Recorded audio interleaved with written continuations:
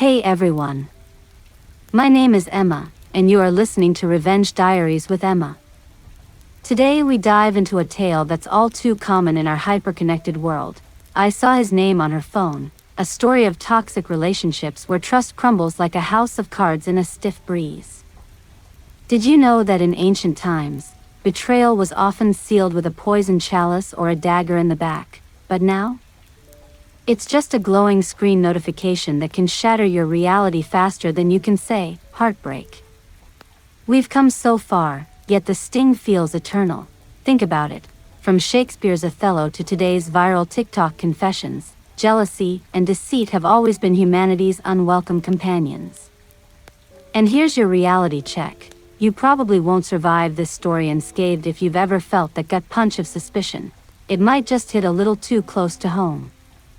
So, before you get comfortable, take a moment to like the video and subscribe, but only if you genuinely enjoy what I do here. Drop a comment with your location and local time. Are you listening from a cozy bed in New York at midnight, or sipping coffee in Sydney as the sun rises? Now, dim the lights, maybe turn on a fan for that soft background hum, and let's ease into today's journey together. You settle into the plush couch of your shared apartment, the kind with that worn-in leather that creaks just right under your weight, a remnant of those early days when every purchase felt like building a future together. The evening sun filters through the half-drawn blinds, casting long shadows across the hardwood floor, and the faint scent of the lavender candle you lit earlier lingers in the air, mixing with the aroma of takeout Thai food cooling on the coffee table. It's one of those ordinary Tuesday nights, the sort where routine wraps around you like a comforting blanket. Your partner, Alex, is in the shower, the sound of water pattering against tiles a steady rhythm in the background. His phone sits innocently on the armrest beside you, screen dark but vibrating softly with an incoming message. You glance at it absent-mindedly, not thinking much. After all, trust has been the foundation of your 3-year relationship, hasn't it? The late-night talks about dreams, the spontaneous weekend getaways, the way he remembers your coffee order without fail. It's perfect, or so you've convinced yourself. But curiosity, that sneaky little voice in your head, nudges you. Just a peek, it whispers. What's the harm? You pick up the phone, the cool glass smooth against your palm, and swipe to unlock it. Thank goodness for shared passcodes, a symbol of openness, right? The screen lights up, and there it is, a notification from someone named Jordan. Not a name you recognize from his circle of friends or coworkers. Your heart skips a beat, but you brush it off. Could be a new colleague, or maybe a spam text. You tap it open, and the message thread unfolds like a Pandora's box you didn't mean to crack. Hey, can't wait for our lunch tomorrow. Last time was amazing, winky face. Reads the latest one, timestamped just minutes ago. You scroll up, your thumb moving almost mechanically, and the history hits you like a wave. Messages stretching back weeks, flirty emojis, inside jokes about a secret spot in the park, photos of coffee cups with captions like, thinking of you. Your stomach twists, a cold knot forming as the pieces start to click. Who is Jordan? Why does Alex have late-night chats with her about movies you two watched together? The shower water still runs, oblivious to the storm brewing in your chest. You set the phone down carefully, as if it might explode, and lean back, staring at the ceiling fan whirring lazily above. Doubt creeps in, insidious and quiet at first, like fog rolling over a calm lake. You try to rationalize it. Maybe it's innocent. Alex has always been charismatic, the type who collects friends like stamps. Remember that office party last month where he charmed everyone, including you all over again? But this feels different. The winky face, the frequency, it's not just friendly banter. You pick up your own phone, fingers hovering over the search bar, tempted to look up this Jordan, but you stop. No, that would make you the paranoid one, the one who doesn't trust. Instead, You replay your relationship in your mind, searching for cracks you might have missed. The way he's been working late more often, claiming project deadlines. The times his phone buzzes at odd hours, and he flips it face down with a casual smile. Just work stuff, he'd say, and you'd nod, because why question paradise? As the shower shuts off, you hear him humming a tune, that old rock song you both love from your first road trip. Panic surges. You don't want him to know you've seen it. Not yet. You force a smile as he emerges, towel around his waist, droplets tracing paths down his chest. Hey, babe, everything good? He asks, plopping down beside you. You nod, murmuring something about the food getting cold, but inside, the sparks of doubt ignite into a smoldering fire. How could this be happening? Your mind races through scenarios. Is Jordan a coworker? AX? Someone new? The name echoes in your thoughts, a persistent whisper eroding the foundation of what you thought was unbreakable. That night, sleep eludes you. You lie there, staring at the digital clock's red glow, ticking away the minutes. Alex snores softly beside you, arm draped over your waist as if nothing's amiss. But everything is. You replay the messages in your head, each one a tiny dagger. Miss you already, one said, with a heart emoji. When was the last time he sent you that? Your relationship started so magically, meeting at that coffee shop where he spilled his latte on your shoes, laughing it off and buying you a replacement. Dates turned to cohabitation, dreams of rings and houses. Now, this. The toxicity seeps in subtly, you feel it in the way your confidence wavers, how you question your own appeal. Are you not enough? Too clingy? Too predictable? The next morning, you wake to the smell of brewing coffee. Alex is in the kitchen, whistling as he prepares breakfast, your favorite, avocado toast with poached eggs. It's his way of starting the day right, he always says. You watch him from the doorway, heart aching. He looks so normal, so loving. But the phone incident gnaws at you. As he hands you a mug, steaming and perfect, you almost blurt it out. Who's Jordan? But you bite your tongue. Instead, you smile and thank him, the words tasting bitter. Throughout the day at work, your mind drifts. Colleagues chat around you, but you're lost in a haze. During lunch, you steal glances at your phone, half expecting a confession text that never comes. By afternoon, the doubt has rooted deeper, branching into insecurity. You recall a podcast you heard once about red flags in relationships, secret communications being a big one. Is this it? The beginning of the end? Evening brings no relief. You're home first, pacing the living room, the city sounds filtering through the open window, honking cars, distant laughter. When Alex arrives, carrying groceries with that boyish grin, you confront the urge to check his phone again. But he's glued to it, typing away with a chuckle. Funny meme from a friend, he explains without prompting. Friend. The word stings. You nod, but inside, the sparks fan into flames. Dinner is tense, though he doesn't notice, or pretends not to. You pick at your food, appetite gone, while he recounts his day animatedly. As you clear the plates, his phone lights up on the counter. Jordan again. See you soon, with a kiss emoji. Your hands tremble as you rinse a dish, water splashing messily. He grabs it quickly, shoving it in his pocket. Spam, he mutters. But you know better now. Lying in bed later, you turn away from him, feigning sleep. The doubt consumes you, painting every memory in a new, tainted light. That weekend trip where he was distracted? Those work calls during movie night? It all adds up. You feel the toxicity wrapping around your heart, squeezing. How did you miss it? Or did you choose not to see? The relationship you cherished feels like a facade, cracking under the weight of this discovery. And as the night deepens, with the fans hum the only sound, you realize, this is just the start. The name on the phone has opened a door to a darker side, one where trust erodes and suspicion reigns. But even in this turmoil, a small voice urges caution. Maybe there's an explanation. A platonic friend, a misunderstanding. You cling to that, but the evidence mounts in your mind. The next day, it continues, stolen glances at his screen when he's not looking, heart pounding each time. At a cafe during your break, you finally type Jordan into a search, linking it to his workplace.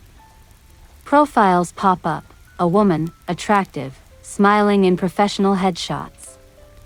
She works in his department. Coincidence? Hardly. The doubt solidifies, turning your perfect world upside down. As weeks blend, the initial shock evolves. You notice his guarded behavior, the way he angles his phone away. Conversations feel scripted, lacking the depth they once had. You laugh at his jokes, but they ring hollow. Friends notice your distraction, you brush it off with, just tired. But inside, the toxic brew simmers, jealousy mixed with hurt, seasoned with self-doubt. One evening, alone while he's at the gym, you sift through old photos on your phone, reminiscing. Happy couple shots, vacations, anniversaries. Was it all a lie? The name Jordan haunts you, a ghost in your machine. Finally, the breaking point nears. You can't ignore it anymore. The sparks have ignited a fire that demands attention. But for now, in this moment of discovery, you teeter on the edge, the relationship's perfection revealed as fragile illusion. The days blur into a haze of forced normalcy, each one layering on more weight to the invisible burden you're carrying. You go through the motions at work, nodding along to meetings while your mind wanders back to that illuminated screen, replaying the messages like a bad movie on loop.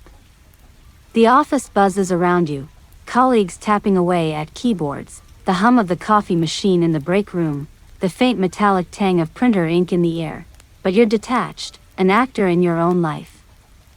Alex texts you midday with his usual, "Miss you, babe," accompanied by a heart emoji that now feels like a mocking twist of the knife.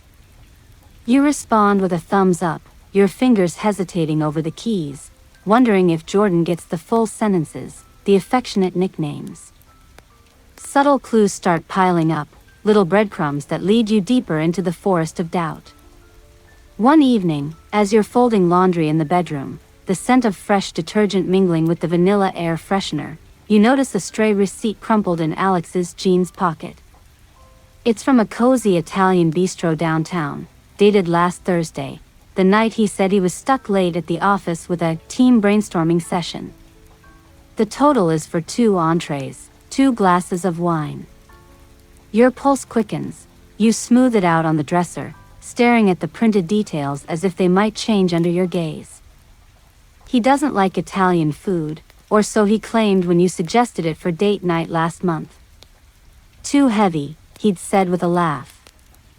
But apparently, not too heavy for someone else. You tuck the receipt away in your drawer, hidden under a stack of socks, and tell yourself it's nothing. Maybe a client meeting.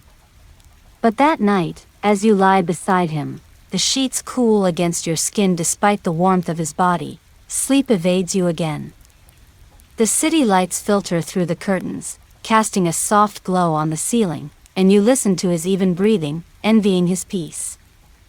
In the quiet hours, your thoughts spiral. Who pays for dinner on a work night? Why hide it?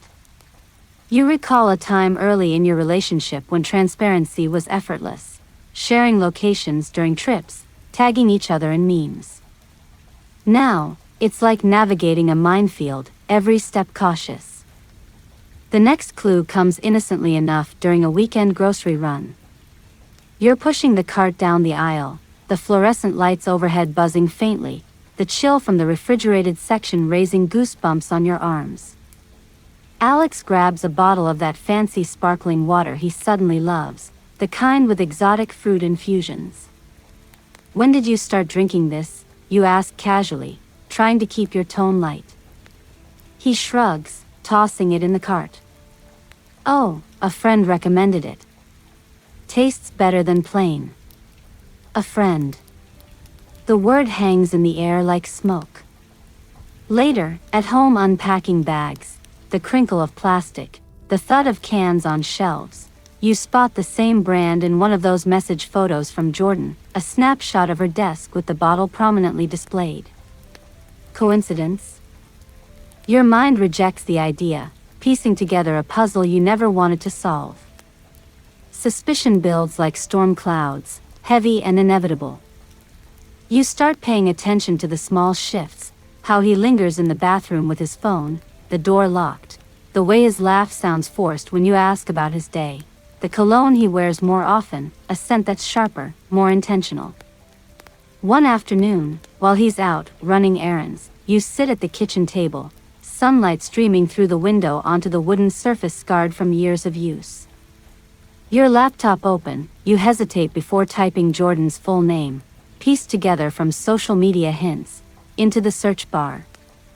Profiles emerge, LinkedIn showing her as a marketing specialist in Alex's company, Instagram with filtered photos of brunches and city skylines. You scroll, heart pounding, noting mutual friends, shared events. There's a post from a team building retreat last quarter, Alex tagged in the background, smiling broadly next to her. Your stomach drops, you close the tab quickly, as if erasing it could undo the knowledge. But erasure isn't possible. The investigation turns secretive, a guilty thrill mixed with dread. You download an app that tracks phone activity, nothing invasive, just a basic log, you tell yourself, hiding it behind an innocuous icon. Modern tech makes spying so easy, doesn't it? Like ordering betrayal with a side of convenience. The first log shows late-night calls, brief but frequent, to a number you trace back to Jordan via a reverse lookup site. Not work-related, not at those hours. You sip your tea, the herbal blend steaming and aromatic, but it does little to calm the churn inside. Remember that office party where he introduced you to everyone? Jordan was there, shaking your hand with a smile that now seems too knowing, too polished. As the clues accumulate, so does the emotional toll. You find yourself snapping at minor things, the way he leaves dishes in the sink, the volume of the TV too high. "What's gotten into you?" he asks one evening over dinner, fork paused mid-air, the aroma of stir-fry filling the room. You mumble about stress at work, avoiding his eyes. Inside, the deception unravels you, yours now mirroring his. You confide in no one yet, not wanting to voice it aloud, as if speaking it makes it real. But in quiet moments, like waiting in line at the coffee shop, the baristas chatter a distant hum, you replay scenarios. What if you confront him too soon? What if it's all in your head? A light joke bubbles up in your mind. Paranoia is just reality on a finer scale, right? But it falls flat even in your thoughts. The unraveling accelerates. One night, rain pattering against the windows like impatient fingers, you hear him whispering on the phone in the living room while you pretend to sleep. Straining to listen over the storm, you catch fragments. Can't talk now, yeah, soon, miss that too. Your blood runs cold. You burrow deeper under the covers, the fabric soft but suffocating. The next day, feigning a headache, you stay home and sift through his email on the shared computer, password unchanged, a remnant of trust. Buried in the trash folder, deleted but not gone, are reservations for a weekend getaway, canceled last minute. 2 names, Alex and Jordan. The screen blurs as tears well up, but you blink them away, copying the evidence to a hidden file. Trust, once a sturdy bridge, now feels like a rickety rope swing over an abyss. You question everything. The surprise flowers he brought home last week, guilt gift? The way he holds you tighter at night, overcompensation? Sensory details sharpen in this hyperware state, the tick of the wall clock marking seconds of silence during conversations, the bitter aftertaste of wine shared over half-hearted toasts. You even notice changes in yourself, appetite waning, reflections in mirrors showing shadows under your eyes. Friends text, asking if you're okay, you reply with emojis, deflecting. But the threads of deception pull tighter, challenging the very core of what you believed. In a moment of dark humor, as you're jogging in the park to clear your head, the crunch of leaves underfoot, crisp autumn air filling your lungs, you think, if relationships came with warranties, you'd demand a refund. But no such luck. Instead, you spot a couple on a bench, laughing over shared secrets, and envy stabs sharp. Back home, Alex greets you with a kiss that tastes of routine. You smile, but your mind catalogs another clue, lipstick on his collar? No, just a smudge from lunch. Or is it? The investigation deepens covertly. You create a fake social media profile, friending mutual acquaintances to glean info without raising alarms. Posts reveal overlaps, Jordan commenting on Alex's updates with inside references. Remember that hike, she writes under a nature photo he posted, one you took together, or so you thought. The betrayal feels layered, not just romantic but a theft of shared memories. Evenings stretch long, you feign interest in TV shows, the glow flickering across your faces, while inwardly plotting next steps. A gentle sarcasm creeps into your inner monologue. Trust him like you trust a weather app in monsoon season, optimistically, but with an umbrella ready. As suspicion solidifies, you feel the toxicity seeping into daily life. Arguments flare over trivialities, his defensiveness a tell. Why are you so jumpy? You ask when he snatches his phone mid-notification. He laughs it off, but the air thickens. You're unraveling the deception thread by thread, each pull revealing more rot beneath the surface. The apartment, once a sanctuary, now echoes with unspoken accusations. You hide your growing dossier, screenshots, notes, in an encrypted app, a digital vault of pain. Yet, amid the clues, doubt lingers. What if you're wrong? The human mind plays tricks, after all. But the evidence mounts, subtle yet damning, pushing you toward a precipice. One final clue seals it, a forgotten jacket in the closet, pocket yielding a hotel keycard from a place downtown. Dated the same as that Italian dinner. Your hands shake as you pocket it, the plastic cool and condemning. The storm is here, suspicion no longer building but raging, ready to break. The weight of the evidence presses on you like an unseen hand, making every breath feel labored as you navigate the days following your secret discoveries. You've become a master of pretense, smiling through breakfasts where the clink of silverware against plates echoes too loudly in the silence between conversations. Alex chatters about his upcoming presentation at work, his voice animated, hands gesturing as he pours orange juice into mismatched glasses, the ones you picked out together at that flea market last summer. The citrus scent fills the kitchen, sharp and invigorating, but it does little to cut through the fog in your mind. You've decided it's time, you can't carry this alone anymore. Tonight, you'll bring it up, lay out what you found, and see if the bridge of trust can hold or if it'll splinter under the truth. As evening falls, the apartment transforms under the warm glow of string lights you strung across the balcony door, their soft twinkle mocking the tension coiling in your gut. You prepare a simple dinner, pasta with marinara, steam rising in fragrant curls from the pot, the sizzle of garlic in olive oil a familiar comfort. Alex arrives home, loosening his tie with a sigh, dropping his bag by the door with a thud that reverberates through the floorboards. Rough day, you ask, stirring the sauce, your voice steadier than you feel. He nods, pecking your cheek, his stubble grazing your skin in a way that once sent sparks but now just reminds you of the facade. Dinner unfolds with small talk, weather, weekend plans, a funny story from his office that makes you force a laugh, even as your mind screams to shatter the illusion.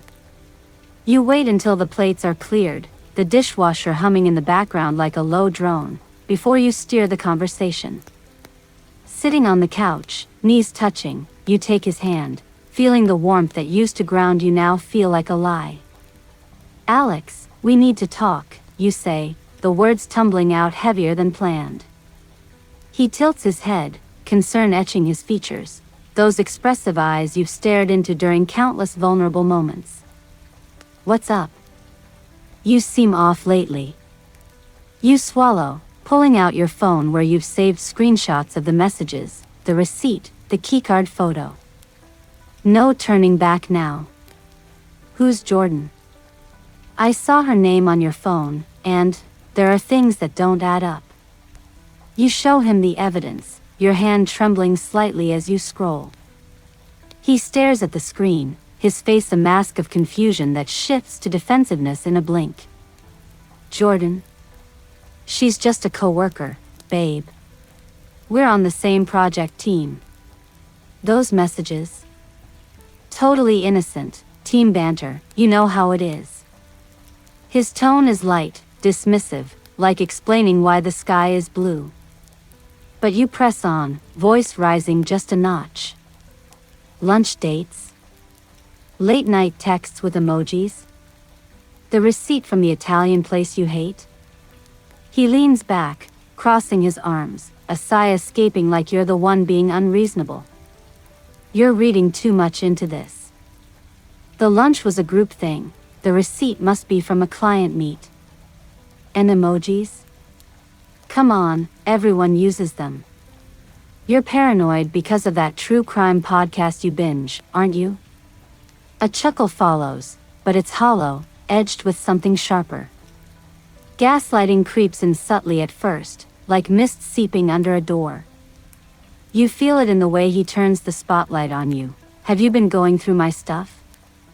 That's not like you. Where's the trust?" Your chest tightens. Wasn't trust the very thing eroded by his secrets? You counter with the hotel keycard, holding it up like a talisman. "Explain this, then." Same date as the dinner. He takes it, examining it with feigned surprise. "Must have picked it up by mistake at a conference. Or wait, yeah, we had a team offsite there. Nothing shady." His explanations stack like flimsy cards, each one propping up the next, but you see the wobble. The room feels smaller, the air thicker, the tick of the clock on the wall amplifying the awkward pauses. You push harder, frustration bubbling. The calls at night, the cancelled getaway, it's all pointing to something more. He stands, pacing the rug with its faded patterns from years of foot traffic, hands running through his hair. "This is insane. You're twisting everything because you're insecure. Remember last year when you thought I was hiding birthday plans? Turned out to be a surprise party." He throws in that callback, weaponizing a fond memory to make you doubt your sanity. It's a classic move, one you've read about in those relationship articles you scrolled through late at night, but experiencing it is like a slap, cold, disorienting.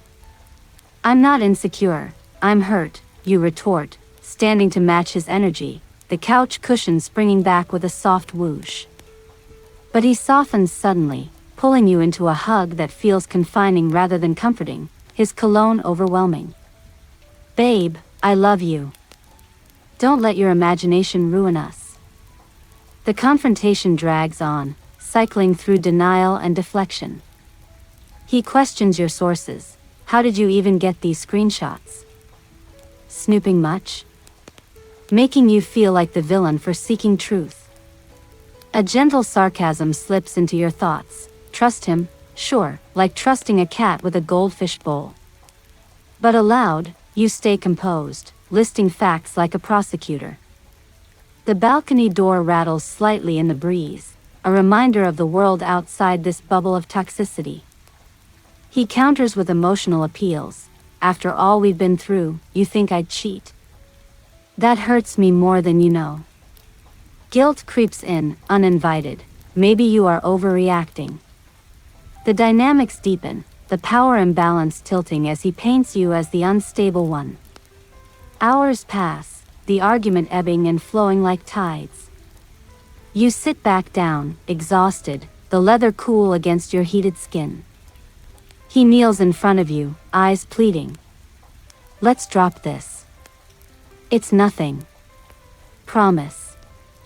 But promises feel empty now, like echoes in an empty room. You nod weakly, not convinced but drained, as he suggests watching a movie to reset. The TV flickers to life, colors dancing across the walls, but you barely register the plot. Inside, the gaslighting has planted seeds of self-doubt. Are you crazy? Jealous? The toxic swirl intensifies, making you question not just him, but yourself. The next morning brings a fragile peace. Alex makes coffee, the grinders were a stark contrast to the quiet tension. Sleep okay? He asks, handing you a mug with that familiar smile. You murmur yes, but the confrontation lingers like a hangover. At work, you replay it, the fluorescent lights buzzing overhead as you type reports mechanically. Colleagues notice your distraction. One jokes about you looking like you fought a bear. If only they knew, the bear is the relationship itself, claws out in subtle ways. By afternoon, doubt wars with resolve. His deflections were too smooth, too rehearsed.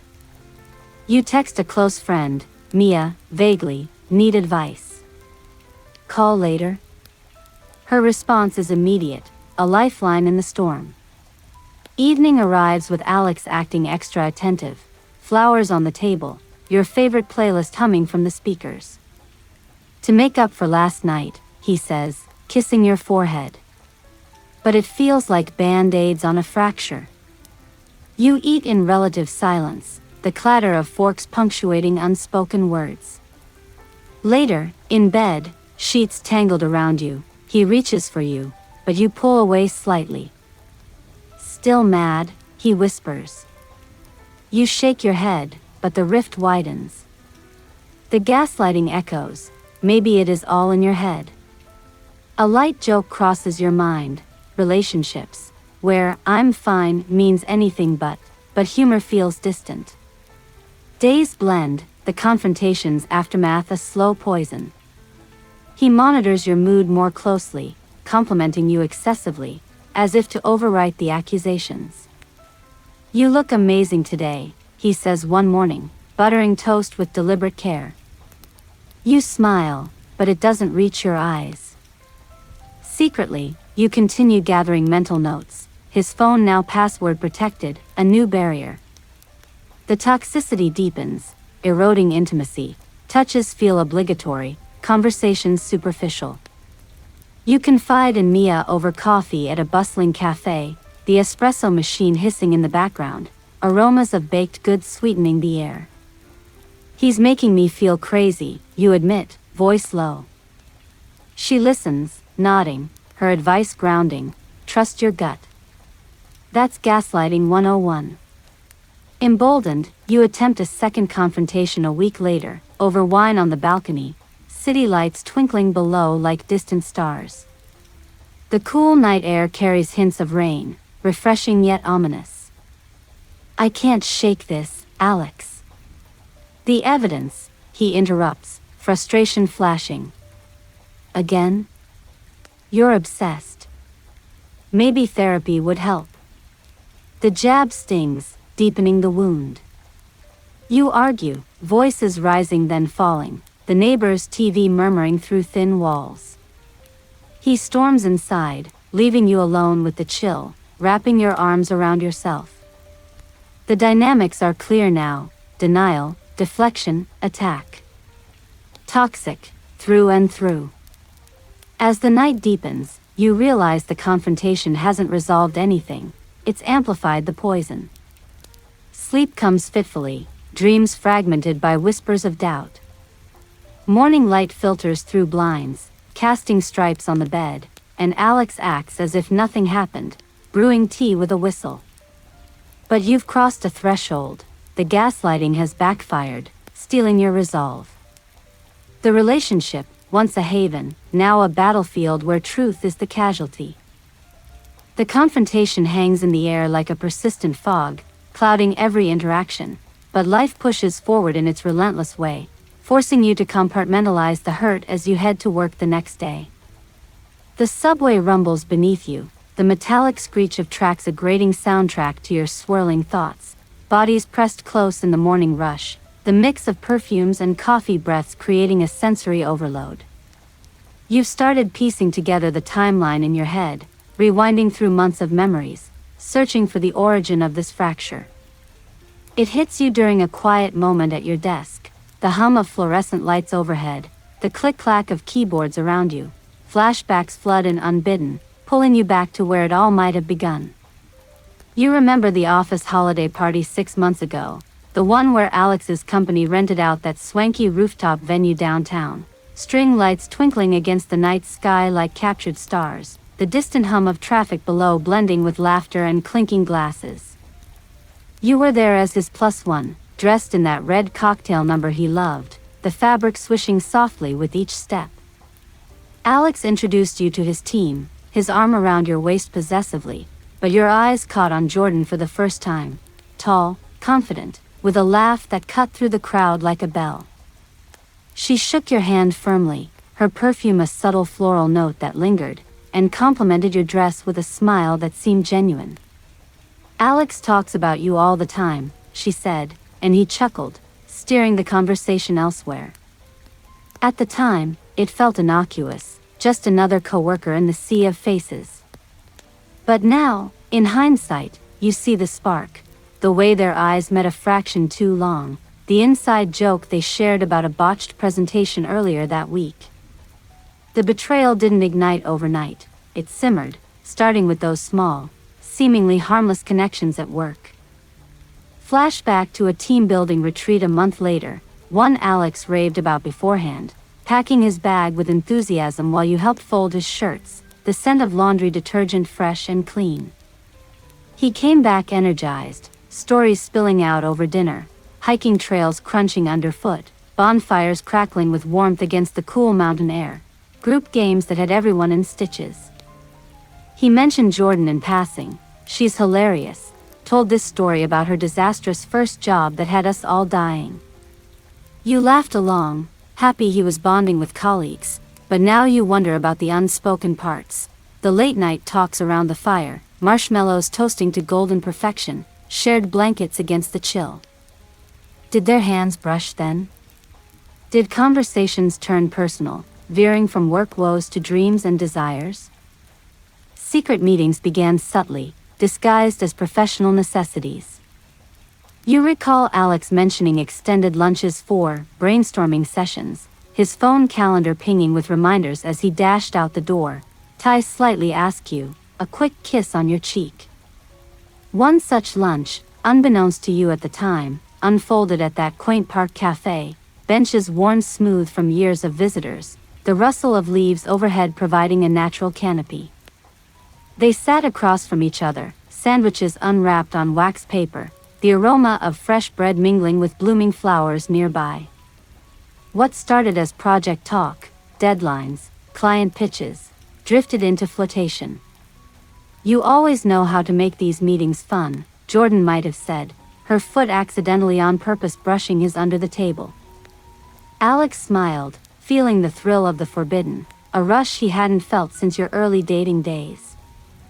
Emotional entanglements woven quietly, texts evolved from work queries to personal check-ins, like, "How's your day going?" with an emoji that hinted at more. Flash forward, or rather, backward, to a rainy afternoon 3 months ago, when Alex claimed an urgent client meeting downtown. The downpour drummed against windows like impatient fingers, streets slick and reflective under gray skies. Instead, he met Jordan at a cozy bookstore cafe, shelves lined with leather-bound tomes, the rich scent of coffee and old paper enveloping them. They huddled in a corner booth, raincoats dripping on hooks nearby, discussing books they'd both read, classics like The Great Gatsby, drawing parallels to their own lives. Sometimes we'd chase illusions, Jordan mused, stirring her latte, foam swirling lazily. Alex nodded, his gaze lingering on her, the conversation dipping into vulnerabilities, his frustrations with routine, her recent breakup. It was here, amid the patter of rain and the murmur of other patrons, that the line blurred, emotions tangling like vines. He confided things he hadn't shared with you lately, doubts about the future, the pressure of commitment, finding solace in her understanding nods. These hidden affairs painted a picture of escape for Alex, a parallel world where excitement replaced the comfort of your shared routine. Remember that weekend he said he was visiting his brother upstate? The drive he described vividly over the phone, winding roads flanked by autumn foliage, bursts of red and gold against blue skies. In truth, it was a stolen day with Jordan at a bed and breakfast, the kind with creaky wooden floors and fireplaces in every room, the crackle of logs providing a romantic backdrop. They walked hand in hand through misty trails, leaves crunching softly, sharing laughs over inside jokes born from office banter. "This feels like a dream," she whispered during a picnic, blankets spread on damp grass, cheese and wine unpacked from a basket. Alex felt alive, the guilt a distant hum, drowned out by the novelty. Back home, he hugged you tighter, overcompensating with stories tweaked to fit the lie. Emotional threads tightened with each encounter. Late-night texts became a habit, his phone glowing under the covers while you slept beside him, the blue light casting shadows on the bedroom walls. "Can't sleep, thinking about our chat today," one message read, sparking replies that delved deeper, sharing fears, aspirations, compliments that bordered on intimate. Jordan opened up about her ambitions, her voice in his mind vivid from voice notes exchanged during commutes, the rumble of traffic in the background. Alex found himself comparing your stability versus her spark, a toxic internal debate that eroded his commitment. One evening, during a work event that was really a dimly lit bar, jazz music weaving through the air thick with cigarette smoke from the patio, they shared a first kiss, tentative, charged, the taste of whiskey on their lips. It sealed the shift from emotional to physical, though they pulled back, agreeing to take it slow, the words hollow even then. You piece these flashbacks together now, in the present, as you sit in a park during your lunch break, bench cool beneath you, pigeons cooing nearby, the distant bark of dogs adding to the urban symphony. Each memory resurfaced stings like salt in a wound, revealing how the betrayal started not with grand gestures but insidious whispers. A gentle sarcasm creeps into your reflections. Love triangles are so last century, but apparently, your life didn't get the memo. The entanglements grew, secret coffee runs in hidden alleys, the steam from cups rising like secrets unveiled, whispered phone calls in parking lots, engine idling softly, gifts exchanged discreetly, a book here, a scarf there, wrapped in plain paper to avoid suspicion. One particular flashback stands out, from a corporate conference 2 months back. Alex packed suits and ties, you ironing them with care, the steam hissing from the iron like suppressed anger. At the hotel, marble floors echoing underfoot, chandeliers glittering overhead, he and Jordan shared adjoining rooms, by coincidence. Evenings blurred into networking parties, champagne flutes clinking, but they slipped away to the rooftop pool, water lapping gently, city lights sprawling below. Conversations turned confessional under the stars, vulnerabilities laid bare like cards on a table. "I feel seen with you," Alex admitted, their hands intertwining in the shadows. The emotional pull was magnetic, pulling him from your orbit into hers, the toxicity in ignoring the fallout. These revelations, pieced from clues and intuition, paint a vivid canvas of deceit. Back in the now, as you return to the office, elevator dinging softly, the air-conditioned chill raising goosebumps, you feel the weight of it all. The secret meetings weren't just physical lapses but emotional betrayals, stealing pieces of his heart you'd thought were yours alone. A light joke surfaces amid the pain. If betrayal was a sport, Alex would win gold for multitasking. But humor fades quickly, replaced by resolve. The flashbacks clarify the start, illuminating the path of deception, and steel you for what's next. As days pass, more memories resurface during mundane moments, like folding laundry, the soft thud of clothes into baskets, or cooking dinner, pots simmering with aromatic herbs. That time he came home late, smelling faintly of her perfume, blaming it on a crowded elevator. Or the weekend getaway canceled last minute, work emergency, when photos later hinted at a day trip with her, sandy beaches and ocean waves crashing in the background. The entanglements deepened, their bond a web of shared secrets, laughs over private jokes, comfort in mutual understanding, all while your relationship frayed at the edges. In quieter reflections, staring out the window at rain-streaked glass, you see how it escalated, from innocent coffees to planned rendezvous, emotions entwining like roots underground. The betrayal's origin, once hazy, now sharpens into focus, a narrative of slow seduction. And as you navigate this knowledge, the apartment's familiar creaks and hums feel alien, tainted by the hidden affairs that started it all. The revelations from those pieced-together flashbacks linger like a bad aftertaste, souring every quiet moment as you try to navigate the wreckage of what was once your safe haven. You wake up earlier than usual these days, the first light of dawn creeping through the blinds in soft, golden slivers, painting the bedroom walls in hues that feel too optimistic for the storm raging inside you. Alex still sleeps beside you, his chest rising and falling in peaceful rhythm, oblivious or perhaps willfully ignorant to the chasm widening between you. The sheets are tangled around your legs, a metaphor if ever there was one for the mess you're in, torn between the love that built this life and the betrayal that's cracking its foundations. You slip out of bed quietly, bare feet padding across the cool hardwood floor, the faint creak underfoot a familiar sound that now echoes your unease. In the kitchen, you brew coffee mechanically, the gurgle of the machine filling the silence, steam rising in lazy curls that carry the rich, earthy aroma through the air. As you sip from your mug, staring out the window at the waking city, cars humming along the street below, a jogger pounding the pavement with determined strides, inner conflict grips you like a vice. Love whispers memories of better times, that road trip where you got lost in the mountains, laughing until your sides hurt as rain pelted the car roof, the way he'd surprise you with handwritten notes tucked into your lunch bag, simple words like, "You're my everything," that once melted your heart. But pain counters fiercely, replaying the messages, the receipts, the gaslighting that made you question your own reality.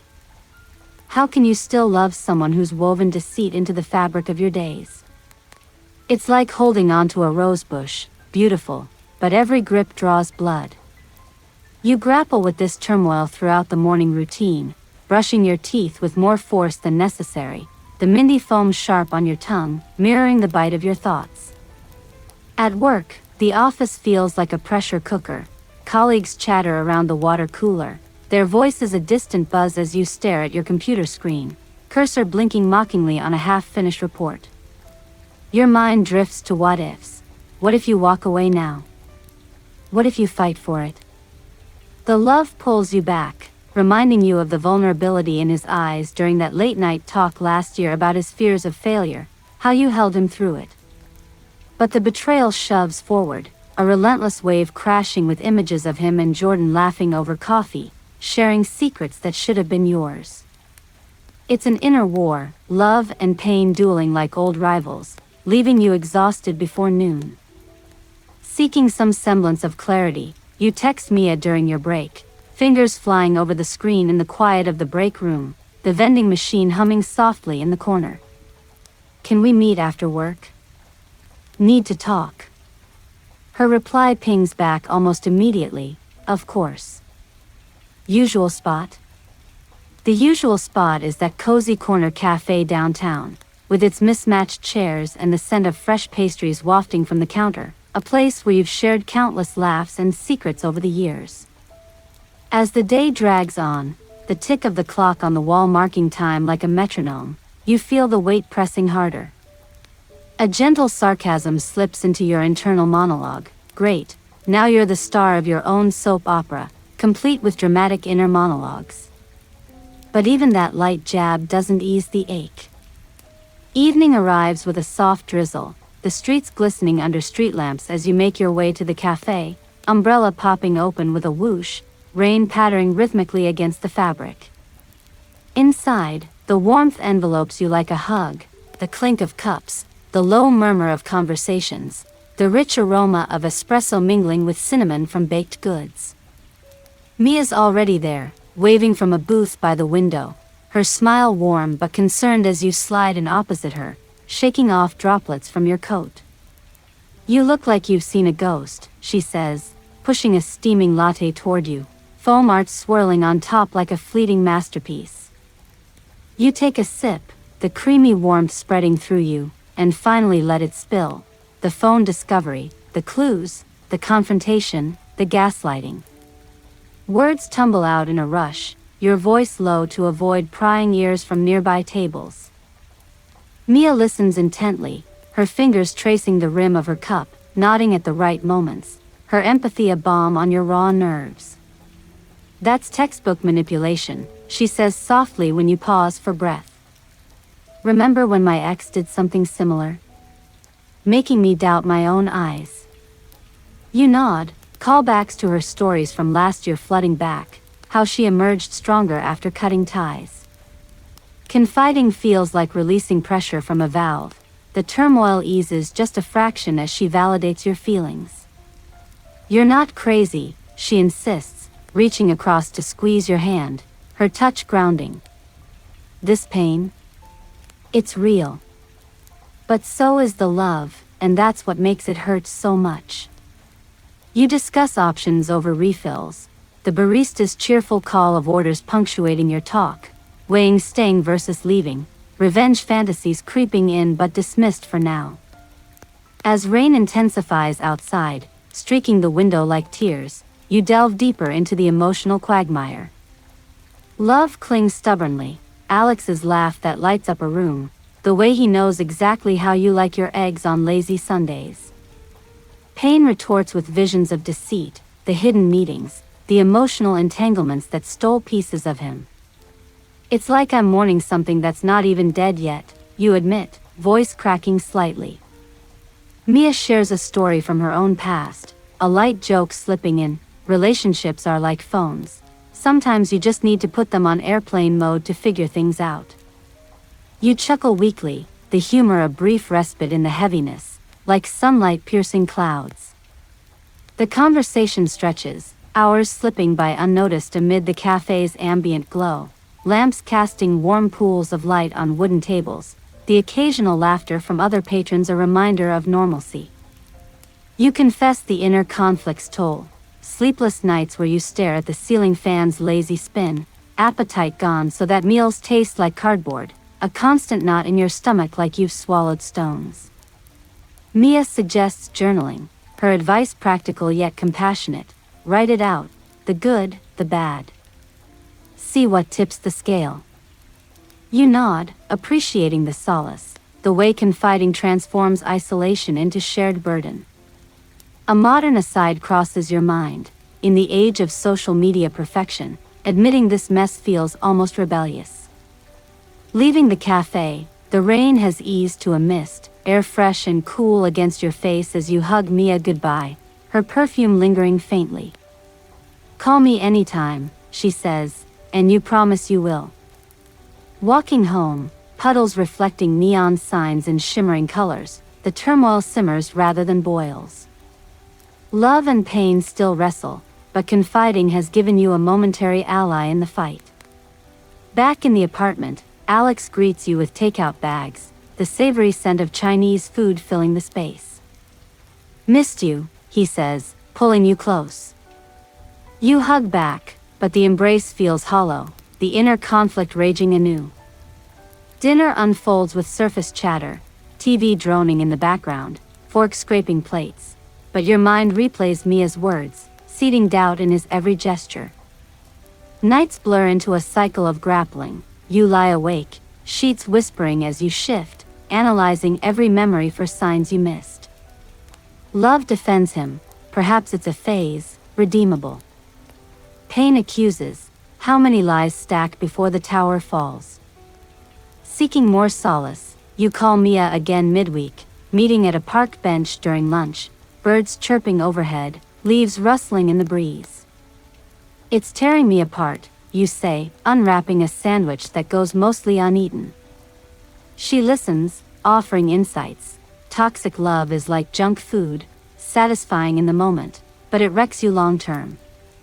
Another light joke, if betrayal was calories, I'd be running marathons by now. Laughter bubbles up, easing the tension momentarily. The emotional turmoil peaks one evening alone, Alex out, with friends, the apartment echoing with emptiness, the hum of the fridge, the distant siren wail. You curl on the couch, blanket soft but insufficient armor, tears finally flowing hot and unchecked. Love mourns the loss of innocence. Pain fuels anger at the betrayal. Confiding to Mia via text that night, her response is a digital lifeline, helps you breathe through it. You're stronger than this, she types, and you cling to that. Days later, the conflict evolves. You start setting small boundaries, like not checking his phone obsessively, focusing on self-care, a bubble bath with lavender scents wafting, candles flickering softly. But the tug-of-war persists, love pulling with nostalgia, pain pushing with evidence. Mia becomes your anchor, meetings frequent, over ice cream at a parlor, spoons clinking in bowls, flavors sweet on your tongue as you dissect dynamics. He's got you doubting yourself, that's the real toxicity, she points out. A sarcastic quip from you, who needs enemies when you've got a partner like that? It draws a shared laugh, lightening the load. As the turmoil churns, you realize seeking solace isn't weakness, it's survival. The inner battle rages, but with a friend's ear, the pain feels shared, the love questioned but not yet discarded. And in quiet moments, like watching sunset hues paint the sky from your window, you wonder if resolution lies ahead or if this is the new normal, torn, grappling, enduring. The solace from confiding in Mia lingers like a faint echo, giving you just enough strength to shift from passive turmoil to active determination as the days stretch on. You've reached a tipping point, where wallowing in the inner conflict no longer suffices. The need for concrete proof burns brighter than the doubts that once paralyzed you. Mornings now carry a purpose, even if it's shrouded in secrecy. The alarm buzzing softly on your phone, set to vibrate so Alex doesn't stir beside you, his arms still draped casually over the comforter as if all is right in the world.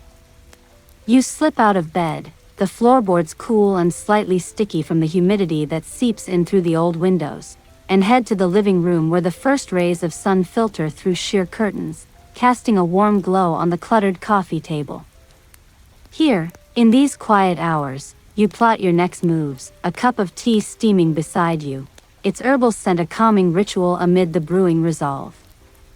Determined to uncover the undeniable, you start with the basics, turning your phone into a tool of quiet rebellion. You download a discreet tracking app, one of those modern marvels that blends into the background like a chameleon, linking it to Alex's device through a shared account he forgot to unlink. Remember that time you set up family sharing for music playlists? It comes in handy now, pinging his location without a whisper. The first test comes that afternoon. He texts about a late meeting, but the app shows him at a cafe across town, the same one from those message photos with Jordan. Your heart races as you zoom in on the map, the little dot pulsing like a heartbeat, surrounded by digital streets that feel all too real. You resist the urge to drive there, instead snapping a screenshot, adding it to your growing digital folder hidden behind a password-protected app icon disguised as a calculator. Clever, right? In this age of oversharing, hiding in plain sight is the ultimate tactic. As evening descends, the apartment fills with the sizzle of dinner prep, onions caramelizing in a pan, their sweet sharp aroma mingling with garlic. You keep one eye on your phone. Alex arrives home, cheeks flushed as if from a brisk walk, spinning a tale about traffic delays. You nod, stirring the pot with a wooden spoon that feels heavier in your hand, but inside, the proof solidifies like setting concrete. That night, while he showers, water rushing in the background like white noise, you employ another tactic, cloning his messaging app on an old tablet stashed in your drawer. It's a bit tech-savvy, pulled from online forums you browsed incognito during lunch breaks at work, the office chatter fading into irrelevance as you absorbed tips from anonymous users. The clone syncs quietly, revealing fresh exchanges, plans for a quick coffee tomorrow, laced with emojis that twist the knife deeper. You copy them meticulously, building your case like a detective in one of those binge-worthy shows, though this plot hits far too close to home. The gathering escalates with physical sleuthing, blending caution with cunning. One weekend, when Alex heads out for gym time, his duffel bag slung over his shoulder with that casual grin, you follow at a distance, borrowing Mia's car to avoid recognition, the engine purring softly as you navigate traffic.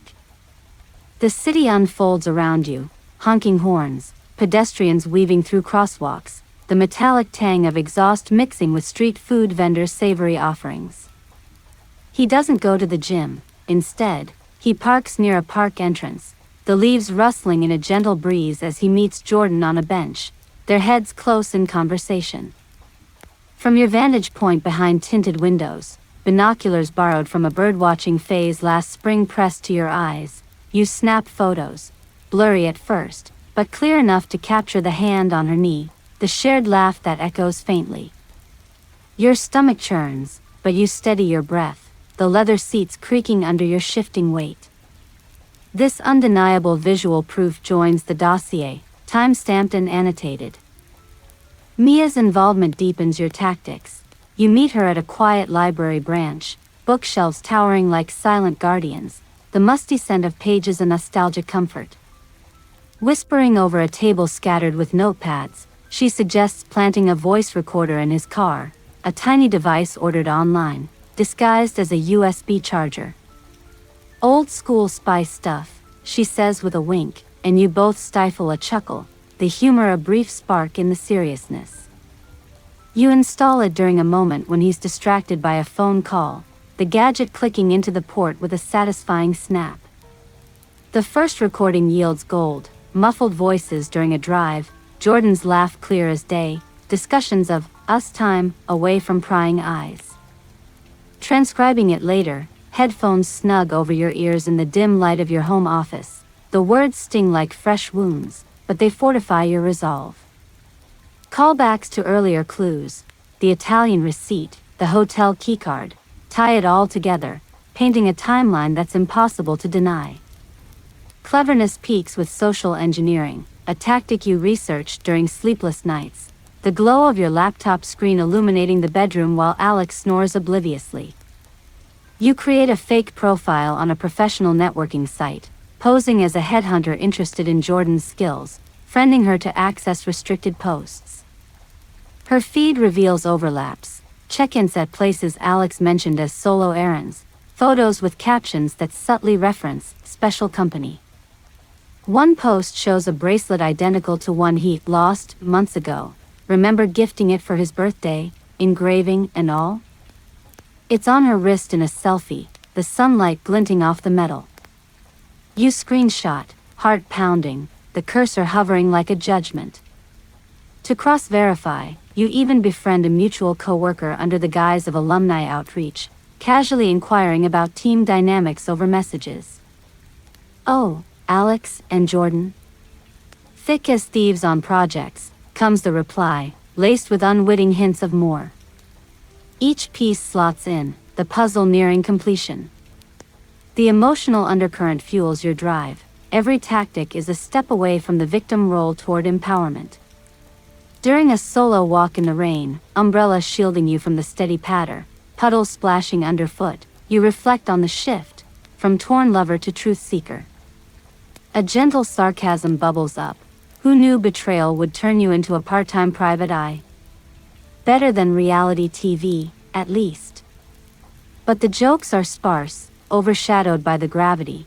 You avoid risks, like hacking emails, sticking to ethical edges. One evening, as Alex cooks stir-fry, the wok hissing with oil, you slip into the bathroom and rifle through his wallet, old habit from playful days, finding a crumpled note with Jordan's handwriting. Can't wait for Friday. Friday, when he's visiting family. You pocket a photo of it, the paper crinkling softly, adding to the evidence vault. Gathering intensifies with digital forensics. You recover deleted messages using a recovery tool on a backup of his phone, done during a tech cleanup you offered help with. The restored threads expose the depth, plans for weekends away, affectionate nicknames that mirror ones he used with you. Sitting cross-legged on the bed, laptop balanced on your knees, the fan whirring softly, tears blur the screen, but you press on, exporting everything. Mia reviews it over encrypted chat, her feedback bolstering. This is solid. No gaslighting can touch this. Her support is a lifeline, meetings now strategic. At a bustling market, vendors calling out prices amid the scent of fresh produce, disguising your huddles as casual shopping. As proof mounts, so does the toll. You lose weight, clothes hanging looser, but determination sharpens your focus. One final tactic, a fake emergency text from a burner app, sent to Alex while monitoring his response. Work crisis, meet at office, you spoof from a colleague's name. He bolts, but the tracker shows him heading to Jordan's address, confirmed via public records you sleuthed. Photos from afar capture the embrace at her door, city lights twinkling like accusatory stars. Undeniable, at last. With the dossier complete, screenshots, recordings, timelines, you feel a mix of triumph and sorrow. The apartment's familiar hum, the fridge cycling, distant TV laughter, feels charged now, ready for the storm. You've employed every clever tactic, collected the proof, and stand on the brink, truth in hand like a double-edged sword. Armed with your meticulously compiled dossier, the screenshots glowing accusingly on your screen, the recordings saved in crisp audio files, the photos timestamped like irrefutable timestamps on a crime scene, you feel a surge of something akin to power, mixed with the bitter tang of impending loss. It's been weeks of this covert operation, each piece of evidence slotting into place like the final turns of a Rubik's Cube, revealing a picture you'd rather not see but can't ignore anymore.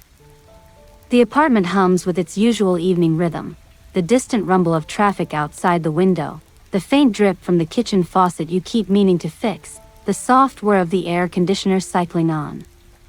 Alex lounges on the couch, scrolling through his phone with that absent-minded focus, oblivious to the storm you've been brewing. You've chosen tonight, a Friday when the weekend stretches ahead like a buffer for the fallout, to lay it all bare. No more dancing around the edges, the illusions have to shatter. You start subtly, setting the stage over a shared bottle of wine, the one he picked up last week, its cork popping with a satisfying thud, the deep red liquid swirling in glasses that catch the lamplight in ruby glints. The aroma of tannins and berries fills the room, a deceptive comfort as you clink glasses, your hands steady despite the adrenaline pulsing through your veins. We need to talk about us, you say, voice calm but laced with an undercurrent that makes him pause mid-sip, eyebrows knitting together. He sets his glass down on the coffee table, the wood scarred from years of coasters forgotten, and leans forward. Okay, what's on your mind? It's the opening you need, and you pull out your laptop, flipping it open with a click that echoes like a gavel. This, you reply, turning the screen toward him, the evidence folder open, files arrayed like soldiers ready for battle. His eyes scan the display, widening as recognition dawns, the messages, the locations, the photos of him and Jordan in that park, her hand on his arm in a way that's anything but professional. The color drains from his face, a slow fade like ink bleeding into water, and he stammers, "Where did you get this? Have you been spying on me?" The accusation flips the script, but you're prepared. drawing on the resolve bolstered by Mia's pep talks over those cafe meetups, her voice in your head reminding you not to back down. Spying? This is me confirming what you've been hiding. The lunches, the texts, the work trips, it's all here, Alex. Undeniable. You play a snippet of the car recording, Jordan's voice tinny through the speakers. I can't wait to see you again, away from everything. The words hang in the air, heavy and damning, the room suddenly feeling smaller, the walls closing in with the weight of truth. He stands abruptly, the couch cushions sighing as he paces the rug, hands raking through his hair in that familiar gesture of frustration. Okay, fine. It's not what it looks like, we were just friends, venting about work. You're blowing this out of proportion. But his voice cracks on the last word, betrayal's mask slipping as denial crumbles. You counter with the timeline, scrolling through dates that match his absences, the hotel keycard photo popping up like a flashbang. Friends don't book rooms together, Alex. Friends don't send hearts at midnight. The argument escalates, voices rising like a crescendo in a symphony gone wrong, the wine forgotten, glasses sweating condensation onto the table. He throws in deflections, you've been distant too, always on your phone. Maybe if you trusted me more. It's the gaslighting rearing its head again, but this time, armed with proof, you don't waver. Trust? You shattered at the moment you started this. The explosion builds, sensory details sharpening in the heat of it all, the tick of the wall clock marking seconds like heartbeats, the faint metallic taste of anger on your tongue, the way the overhead light casts harsh shadows across his face, etching lines of denial deeper. He grabs his phone defensively, as if to delete evidence that no longer matters, but you stop him with a pointed look. Too late for that. I have copies. Flashbacks flicker in your mind, callbacks to the office party where Jordan first appeared, her smile too bright, the receipt from that Italian place, crumpled but condemning, the nights you lay awake, piecing it together while he slept soundly. How long, Alex? How many times did you lie right to my face? He slumps back onto the couch, head in hands, the fight draining out like air from a punctured tire. It started innocently, a few months ago. Work stress, you know. She listened. But it got out of hand. I didn't mean to hurt you. Didn't mean to, those words ignite the real blaze, illusions shattering like glass underfoot. You stand, pacing now yourself, the floor creaking under your steps as emotion surges. Hurt me? This isn't a scrape, Alex. This is you choosing someone else, building a whole secret life while I was here, loving you. Tears sting your eyes, hot and unbidden, but you blink them back, refusing to let them dilute your strength. The argument spirals into raw territory, accusations of neglect on both sides, him claiming the relationship had grown stale. We stopped trying, admit it, you retorting with the toxicity he's injected, the way his deceit poisoned every tender moment. Remember our anniversary trip? You were texting her the whole time, weren't you? He doesn't deny it, just mutters apologies that ring hollow, echoing off the walls lined with photos of happier times, framed smiles now mocking the chaos. The air thickens with unspoken regrets, the scent of the abandoned wine turning cloying as the confrontation peaks. He tries reconciliation angles, we can fix this. Counseling, time apart, whatever it takes. But the words fall flat, like rain on parched earth that can't absorb them anymore. You shake your head, voice steady despite the tremor inside. Fix what? The trust is gone. This affair, it's not a mistake, it's a choice you made over and over.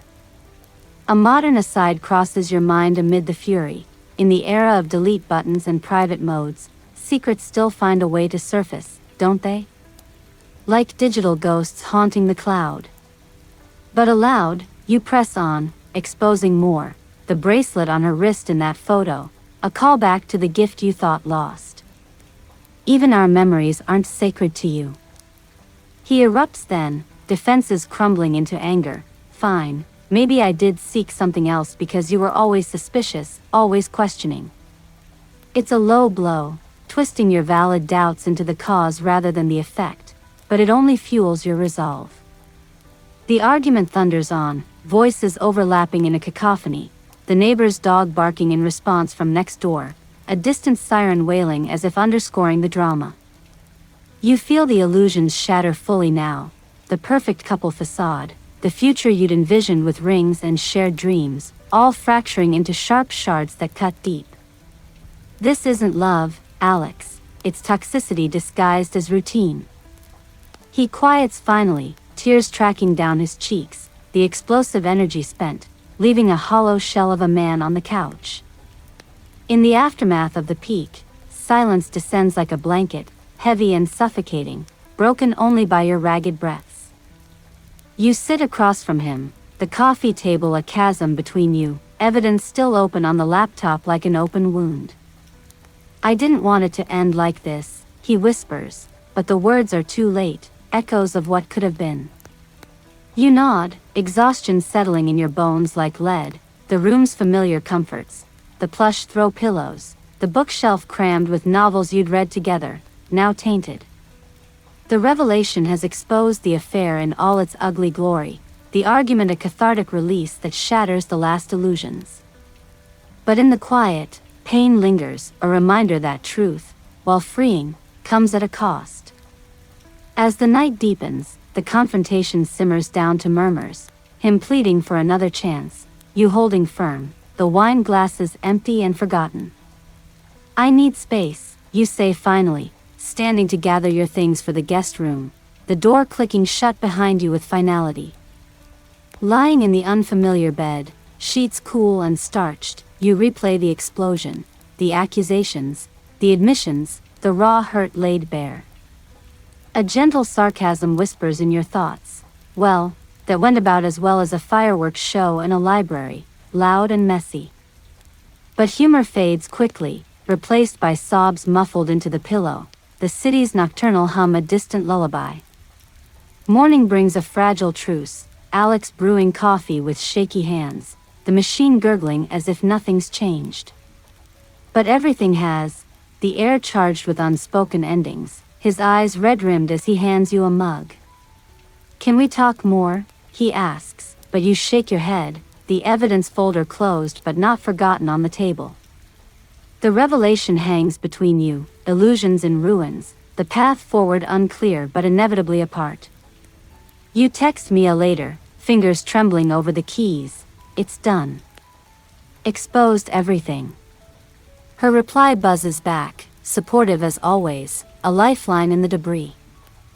Days blur in the wake, the argument's echoes reverberating in quiet moments, like folding laundry alone, the scent of detergent a stark reminder of shared chores now solitary. Alex moves to a friend's couch temporarily, his absence a void that both aches and relieves. You sift through the shards, piecing together a new reality, the toxicity exposed like roots unearthed. A light joke surfaces amid reflection. If relationships were apps, you'd rate this one star, great interface, buggy as hell.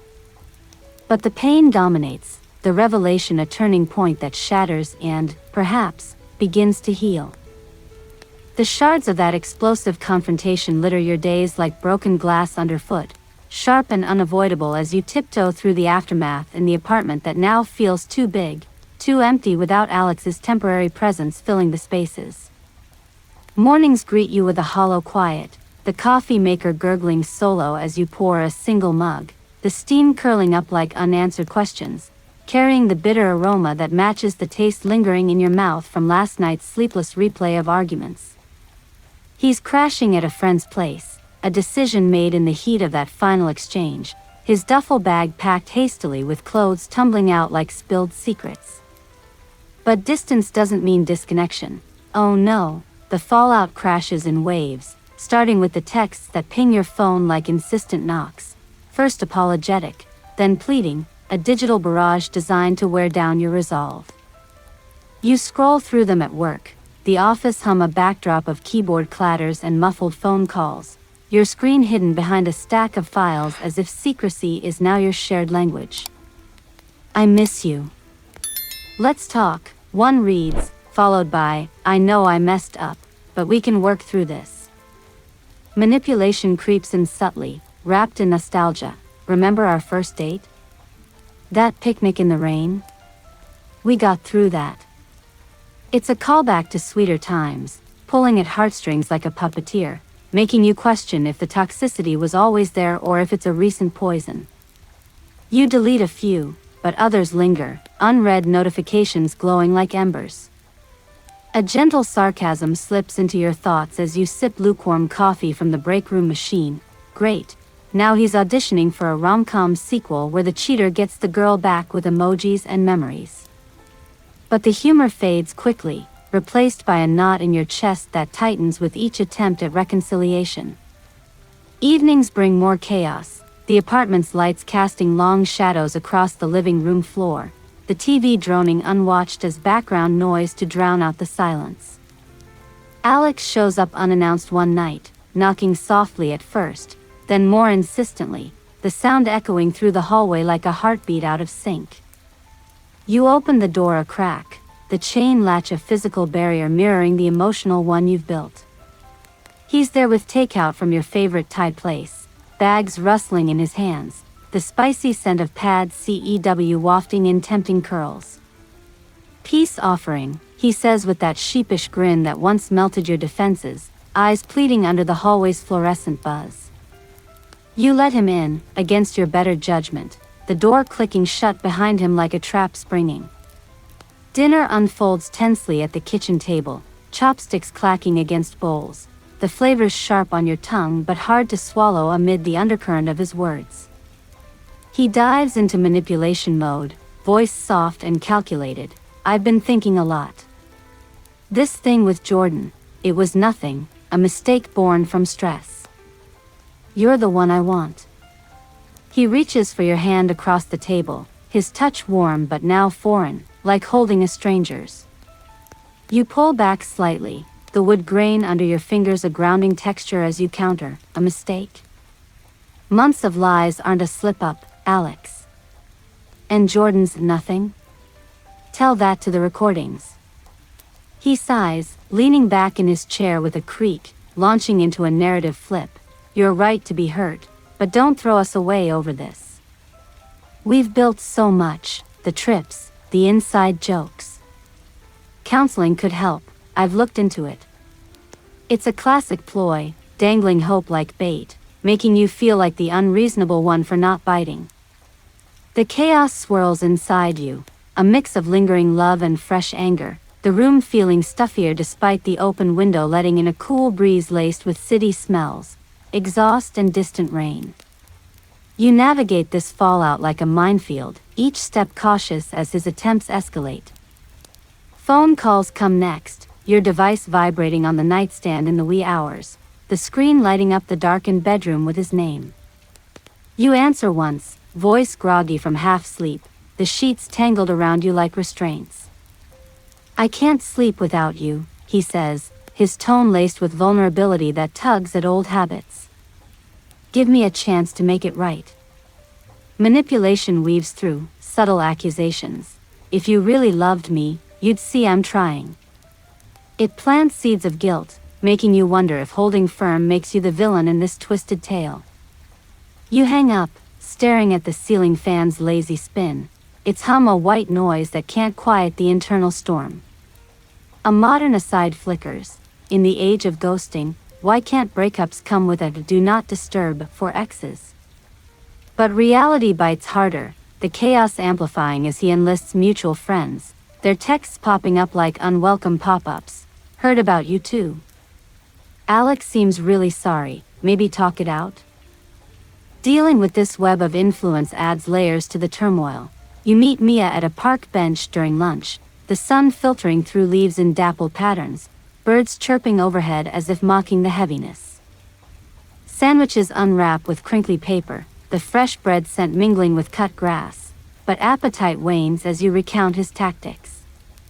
He's everywhere, texts, calls, even showed up with food, you say, picking at your meal. Mia nods, her advice sharp. That's hoovering, sucking you back in. Block him if you have to. You discuss strategies over bites, the chaos feeling more manageable shared, her laugh at one of his cheesier texts a light joke that eases the tension, peace offering with pad thai? Next he'll serenade you with fortune cookies. You chuckle, the sound foreign but welcome, a brief respite in the fallout's grip. Yet the manipulation persists, evolving into grand gestures. Flowers arrive at your door one afternoon, a vibrant bouquet of roses and lilies, their petals soft and fragrant as you set them on the counter, water dripping from stems onto the granite with soft plops. The card reads, "For the love of my life. Let's start over." It's romantic on the surface, but you see the strings attached, a pull to forgive and forget. You toss them, petals scattering like confetti from a failed party, but not before a pang of what if hits. Attempts at reconciliation peak with an email, long, rambling, detailing his epiphany during time apart, promising change, therapy, transparency. "I'll delete her number, block her, anything," he writes. You read it at your desk, the screens glow harsh in the dim office lighting, colleagues milling about with coffee mugs steaming. The words blur slightly, emotion welling, but resolve hardens. It's too little, too late, the chaos of his making now your navigation challenge. Nights alone amplify the fallout, the apartment echoing with solitude, the fridge humming, a neighbor's music thumping faintly through walls. You journal furiously, pen scratching paper in the lamplight, pouring out the manipulation's toll, how his words twist your thoughts, making you second-guess walking away. A light joke crosses the page. If apologies were currency, he'd be a billionaire by now, but bankrupt on trust. Humor helps, but tears follow, hot tracks on cheeks as you grapple with the pull. Mia calls, her voice a anchor through the speaker. "You're strong, don't let him rewrite the narrative." You block his number temporarily, the action a small victory, the phone going silent like a held breath. But chaos doesn't yield easily. He appears at your workplace lobby one day, waiting with that hopeful expression, the bustle of employees streaming past with briefcases and chatter. "Just 5 minutes," he pleads, voice low amid the echoey marble floors. You step outside, the city air crisp with autumn chill, leaves skittering across sidewalks. The conversation circles familiar ground, regrets, promises, subtle digs at your overreaction. Jordan meant nothing. It was emotional, not real, he insists, hands gesturing emphatically. You stand firm, arms crossed against the wind tugging at your coat. Emotional is real, Alex. It hurts just as much. He leaves dejected, but the encounter lingers, a fresh wave in the aftermath sea. Navigating this means setting boundaries, like changing locks, a practical step amid the emotional whirl, the locksmith's drill whining as new keys jingle in your hand. Friends rally, dinners out with laughter over shared plates, clinking glasses in toasts to new beginnings, the restaurant's ambient glow and savory aromas a distraction from home's quiet chaos. Yet reconciliation whispers persist via social media, mutual follows showing his posts of reflection, quotes, tagged subtly to tug at you. You unfollow, the click a digital severance, but not before a twinge of loss. The fallout crests with one last attempt, a letter slipped under your door, paper crisp and folded, his handwriting looping familiarly. "I love you enough to fight for us," it says, detailing plans for change. You read it on the balcony, city lights twinkling below like distant hopes, the cool railing under your palms grounding. Manipulation's fingerprints are all over it, guilt trips, idealizations. But clarity wins. You shred it, pieces fluttering away on the breeze like released burdens. The chaos subsides gradually, waves receding, leaving you battered but standing, ready to rebuild amid the debris. As weeks unfold, the manipulation fades to echoes, attempts sporadic and weaker. You thrive in small ways. Yoga classes where mats unroll with soft thuds, breath sinking in rhythmic calm. Solo coffees at cafes, steam rising from cups as you people watch, the buzz a comforting anonymity. A sarcastic quip to Mia over brunch, pancakes stacked high, syrup dripping sweetly. If he sends a carrier pigeon next, I'm moving to Antarctica. Laughter shared lightens the load, the fallout navigated, not conquered, but managed, paving a path forward from the toxic ruins. The echoes of Alex's manipulative pleas fade into a distant hum, like a radio station losing signal as you drive further from the source, leaving you in a clearer, albeit lonelier, space to breathe. You've blocked his number for good now, the final tap on your phone screen feeling like slamming a door shut, the device vibrating once more with a confirmation notification before going blissfully silent.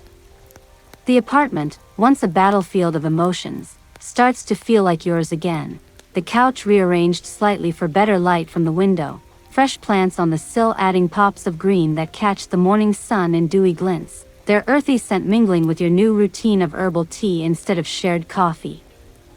But beneath the surface calm, hurt simmers like a pot left on low heat, bubbling up in unexpected moments, a song on the radio that was yours, a glimpse of a couple holding hands on the street below, their laughter floating up like a taunt. It's this hurt that fuels a shift, transforming passive pain into a spark of something sharper, revenge, not the hot, impulsive kind, but a calculated plot that unfurls slowly in your mind, precise as a chess game. You start small, alone in the evenings with the city lights twinkling outside like conspiratorial winks, laptop open on the kitchen table where the wood still bears faint rings from forgotten glasses.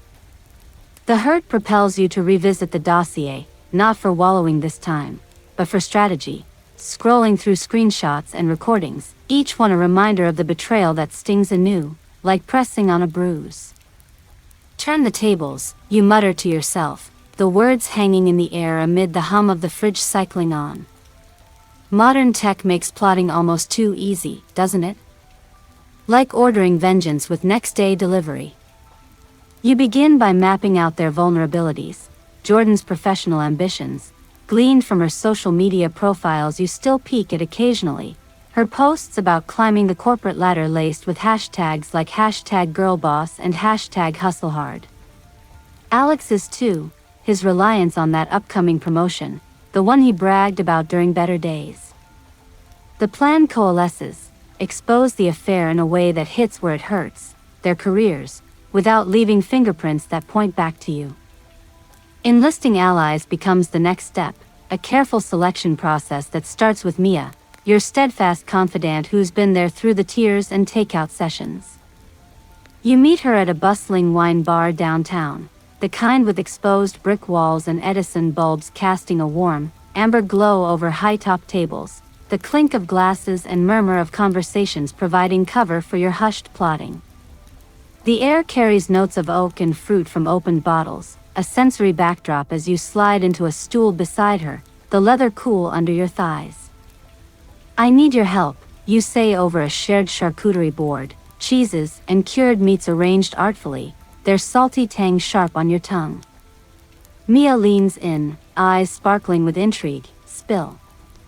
If it's revenge, count me in, I've got ideas from all those thriller novels I read. You outline the basics, anonymous tips to their HR department about workplace impropriety, backed by select evidence that can't be traced. She nods, suggesting tweaks, like using a burner email and VPN to mask your IP, tech savvy she picked up from her IT job. A light joke slips in as she pops an olive into her mouth. We'll be like digital ninjas, silent, deadly, and probably craving pizza after. With Mia on board, the alliance expands subtly. You reach out to a mutual acquaintance from Alex's office, Sarah, someone who's always been on the periphery of your social circle. Remember that barbecue last summer where she complained about office politics over grilled veggies, the smoky aroma clinging to everyone's clothes? You invite her for coffee at a neutral spot, a cozy shop with mismatched mugs and the hiss of the espresso machine punctuating orders.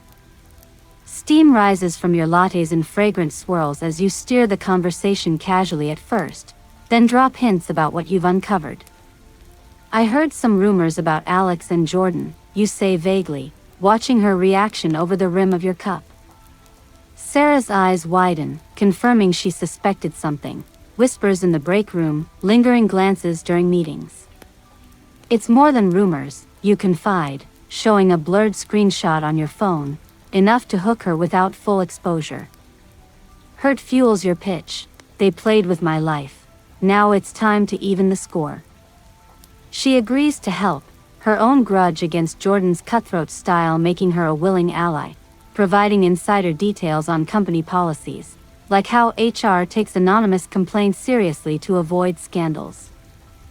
The plot thickens with these allies in place, meetings disguised as casual hangouts, a park picnic with Mia, blankets spread on grass still damp from morning dew, sandwiches unwrapped amid the chirp of birds and distant dog barks.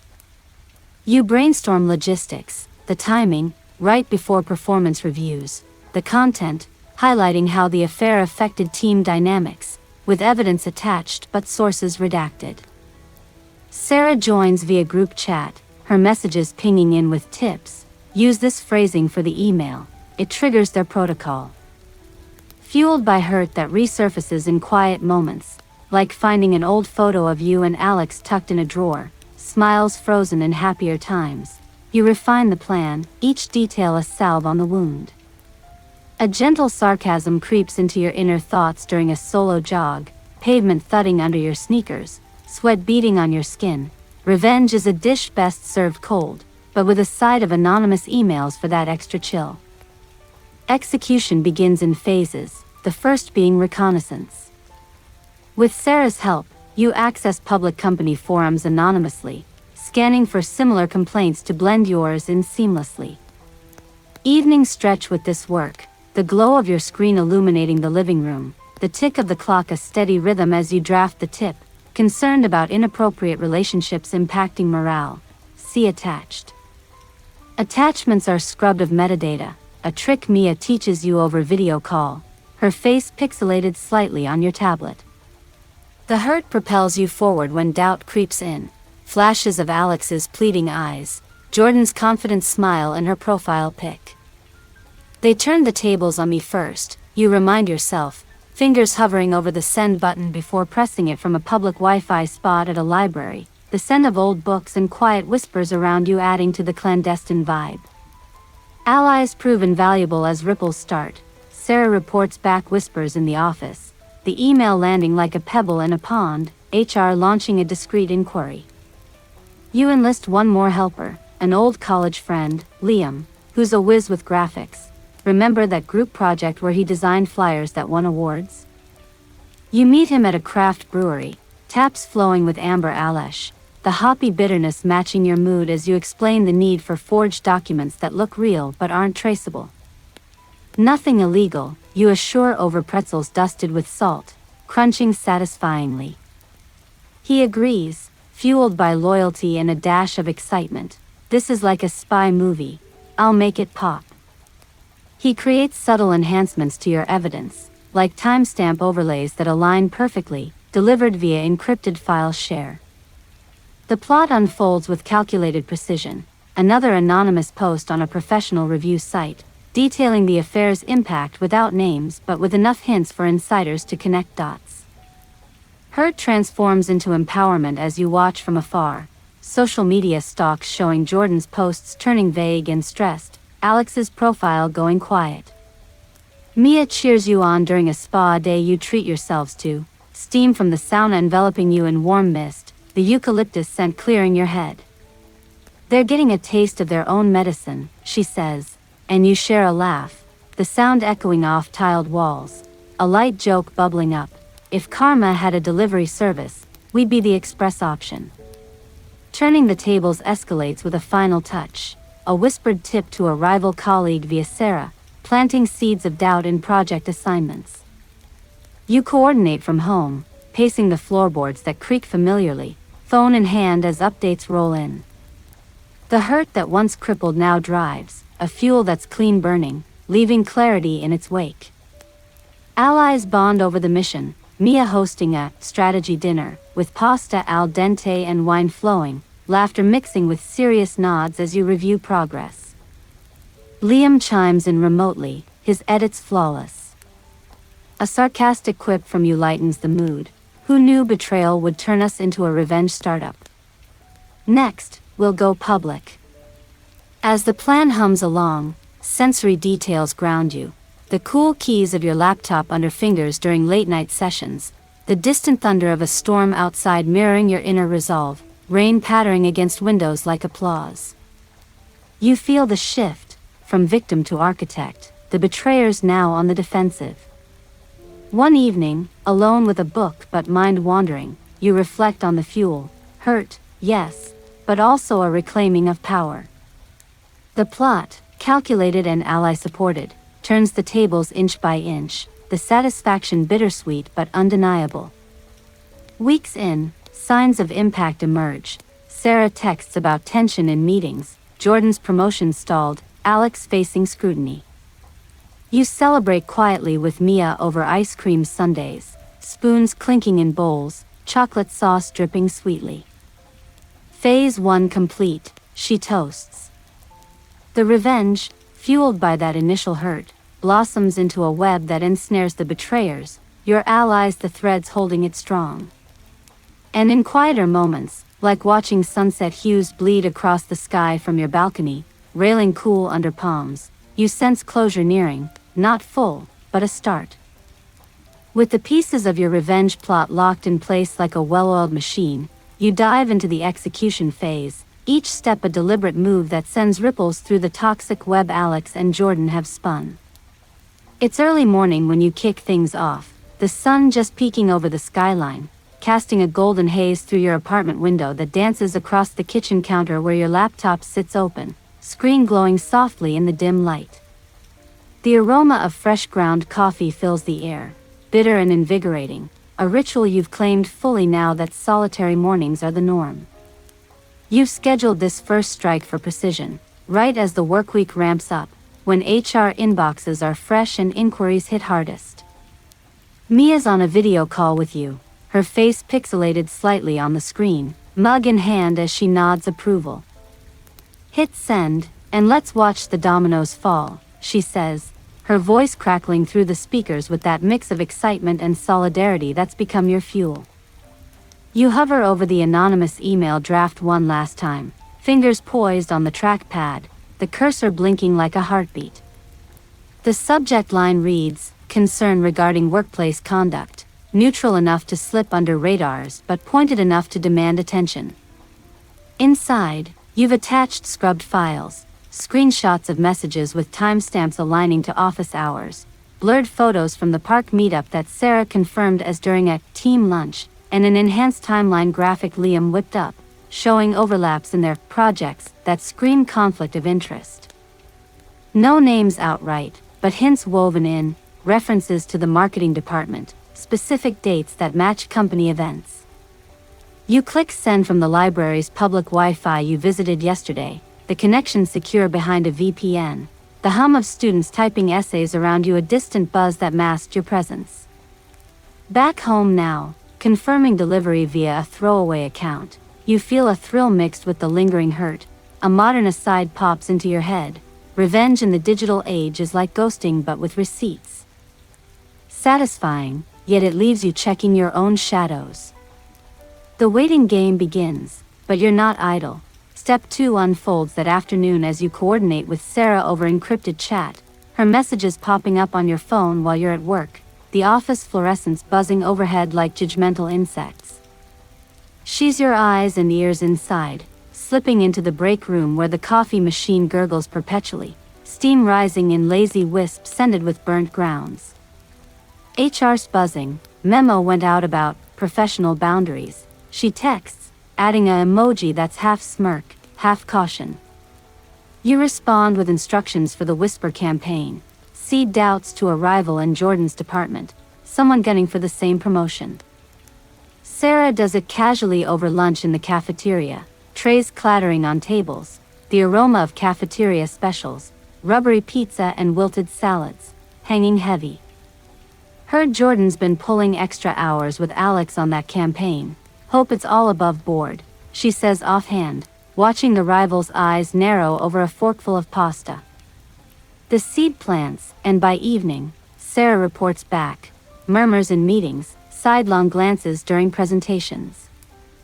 You smile faintly at your desk, stapler clicking as you organize files, the toxic elements starting to fray like old rope under strain. Evening brings the next implementation, a solo operation that has you pacing your living room, the rug soft under your bare feet, city sounds filtering through the cracked window, honking taxis, laughter from a nearby bar. You've queued up the anonymous post on that professional review site, timed for after hours when traffic peaks from disgruntled employees venting. Liam's graphics shine here, an anonymized chart showing hypothetical productivity dips tied to personal distractions, backed by vague but damning data points pulled from public company reports. You hit publish from another public spot, a coffee shop this time, the barista's grinder whirring in the background, espresso scents enveloping you like a cloak. Comments roll in overnight, your phone notifications silenced but checked obsessively. Sounds familiar, marketing team's a mess.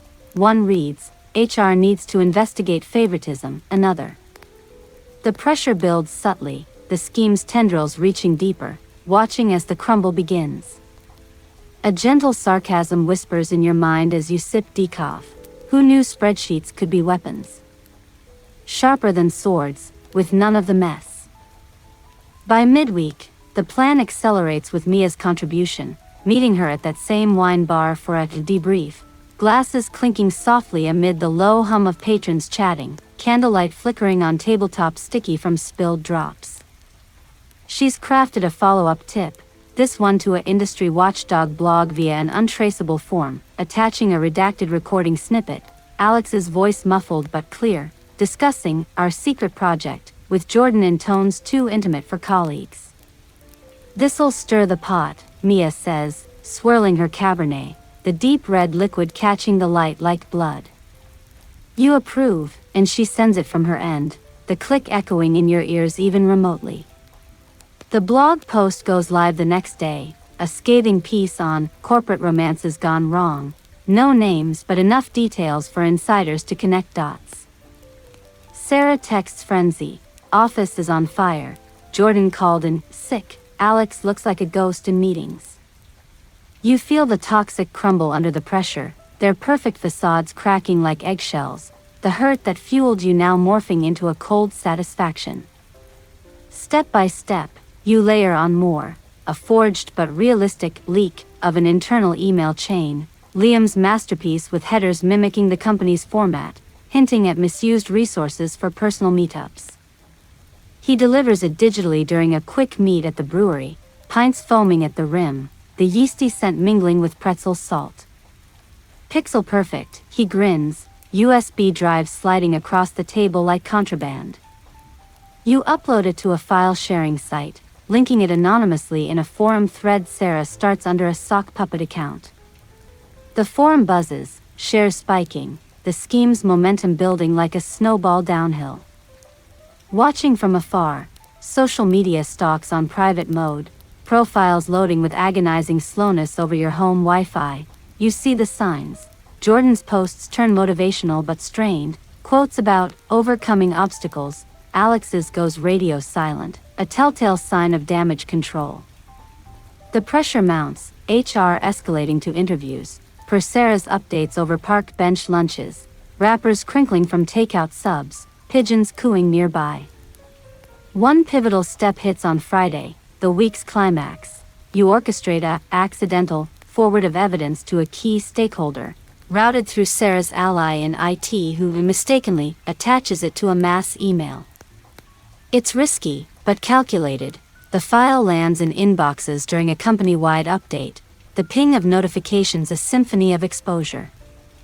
Chaos ensues, emergency meetings called, whispers turning to outright discussions in hallways lined with motivational posters curling at the edges.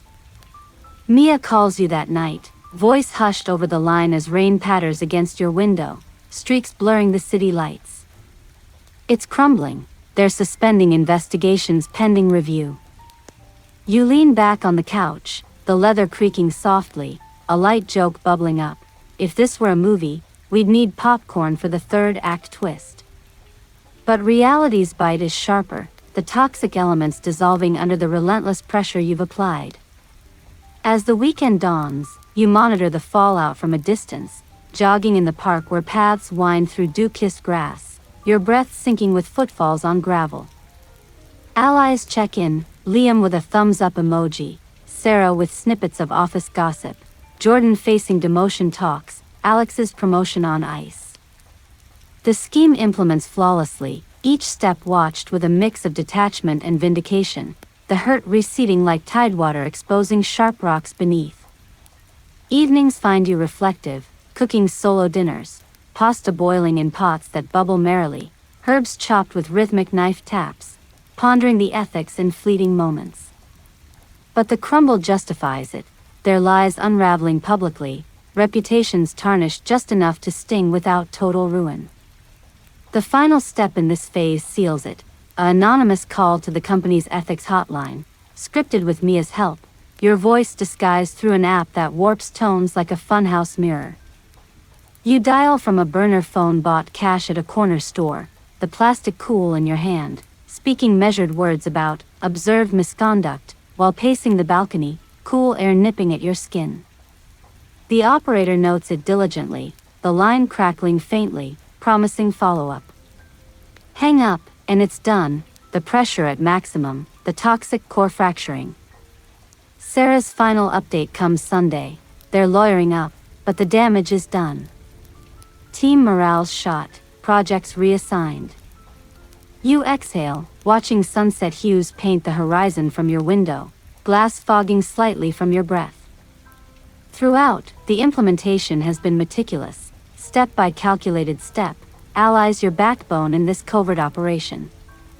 The watching part, refreshing pages, awaiting texts, brings a strange peace, the crumble of visual of justice served cold. A sarcastic quip to yourself as you unwind with a book, pages turning softly, revenge is sweet, but anonymous? That's gourmet. The toxic elements, once suffocating, now dissipate like smoke, pressure's weight shifting from your shoulders to theirs. And as the plan hums toward its next evolution, you feel the shift, hurt transmuted into agency, the scheme abridged to whatever comes after. The initial cracks in their facade have appeared like hairline fractures in fine china, subtle at first but spreading with each passing day as your plan hums along in the background, a quiet engine driving the unraveling. You've taken to monitoring the fallout from a distance, your phone propped on the kitchen counter amid the steam rising from a simmering pot of soup, carrots and celery bobbing softly in the broth, their earthy scents filling the apartment with a deceptive sense of normalcy. Mia texts updates in code, emojis that look innocent but signal progress, a crumbling cookie for the toxic elements breaking down, a thumbs up for another HR ripple.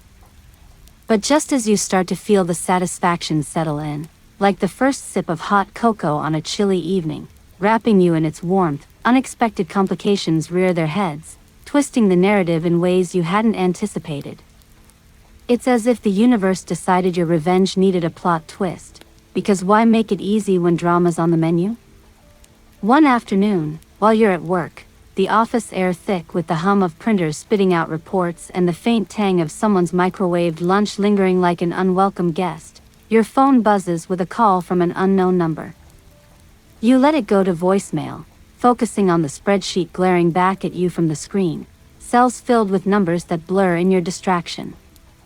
Later, during a break in the stuffy conference room where the AC whispers cool air through vents overhead, you listen to the message. It's Jordan's voice, clipped and professional at first, but edged with something sharper. Panic, maybe? I know it's you behind this. We need to talk. Call me. Your pulse quickens, a cold trickle down your spine as you delete it, but the complication has landed like a pebble in your shoe, irritating and impossible to ignore. How did she connect the dots? Sarah's involvement, perhaps a slip in the whisper chain? The revenge strategy, once a straight path, now forks unexpectedly, forcing you to adapt on the fly. You text Mia immediately, fingers flying over the screen in the hallway where fluorescent lights cast a sterile glow on linoleum floors, colleagues passing with murmured greetings you barely register. Complication, Jordan suspects. Meet tonight? Her reply pings back swift as an arrow, my place. Bring wine. Evening finds you at her door, bottle in hand, the cork popping with a satisfying thud as you settle into her cozy living room, throw blankets soft under you, the scent of her vanilla candle mingling with the fruity notes of the Merlot swirling in your glasses. She called you? Bold move, Mia says, leaning forward on the couch, her eyes narrowing in thought. You replay the voicemail for her, the speaker crackling slightly, Jordan's tone a mix of accusation and plea. The twist unfolds. If she's onto you, she might counter, perhaps by rallying allies of her own or digging into your life. We adapt, Mia declares, clinking her glass to yours. Double down on anonymity, route everything through new proxies. You nod, the wine's warmth spreading through you, but inside, tensions rise like dough in an oven, expanding to fill the space. The next day brings more curveballs, the kind that make you question if karma's got a sense of humor. Sarah messages during your commute, the subway swaying gently, bodies pressed close in the rush hour crush, the metallic screech of tracks a grating underscore to her words. Alex confronted me, thinks I leaked info. Playing dumb, but heads up. Your grip tightens on the pole, the cool metal grounding you as the car jolts forward. Alex, piecing it together? The strategy adapts swiftly. You instruct Sarah to lay low, feed him misdirection if pressed, blame office gossip mills, not specifics. Back home, pacing the living room where sunlight slants through blinds and striped patterns on the rug, you refine the plan. Add layers, a decoy tip to HR about an unrelated issue, muddying the waters so your real strikes blend in. But tensions simmer, hurt resurfacing in flashes, memories of his arms around you, now tainted by this chess game where he's becoming an active player. Unexpected alliances shift too, complicating the board. Liam calls midweek, his voice enthusiastic over the line as you stir dinner, pasta twirling on your fork amid the sizzle of sauce in the pan. Got an idea to amp it up, fake social proof on review sites. But then the twist, he's hesitant, citing a mutual friend who warned him about getting involved in drama. You pause, spoon hovering, steam curling up like question marks. Who? Turns out, it's someone from Alex's circle, sniffing around. The revenge strategy bends again. You pivot, enlisting Liam for safer tasks like monitoring online chatter instead of creating new content. Tensions rise in the quiet hours, lying in bed with sheets cool against your skin, the ceiling fan whirring overhead like a helicopter in your thoughts. What if they turn the tables back? A gentle sarcasm creeps in. Great, now your revenge plot has plot holes. Time for a rewrite, Hollywood style. Complications mount with a personal sting, one that hits closer to home. You're out for a run in the park, paths winding through trees shedding leaves in autumnal confetti, crunching under your sneakers, sweat beading on your forehead in the crisp air. Your mind races faster than your feet, plotting the next anonymous post, when your phone rings, Alex, from a new number.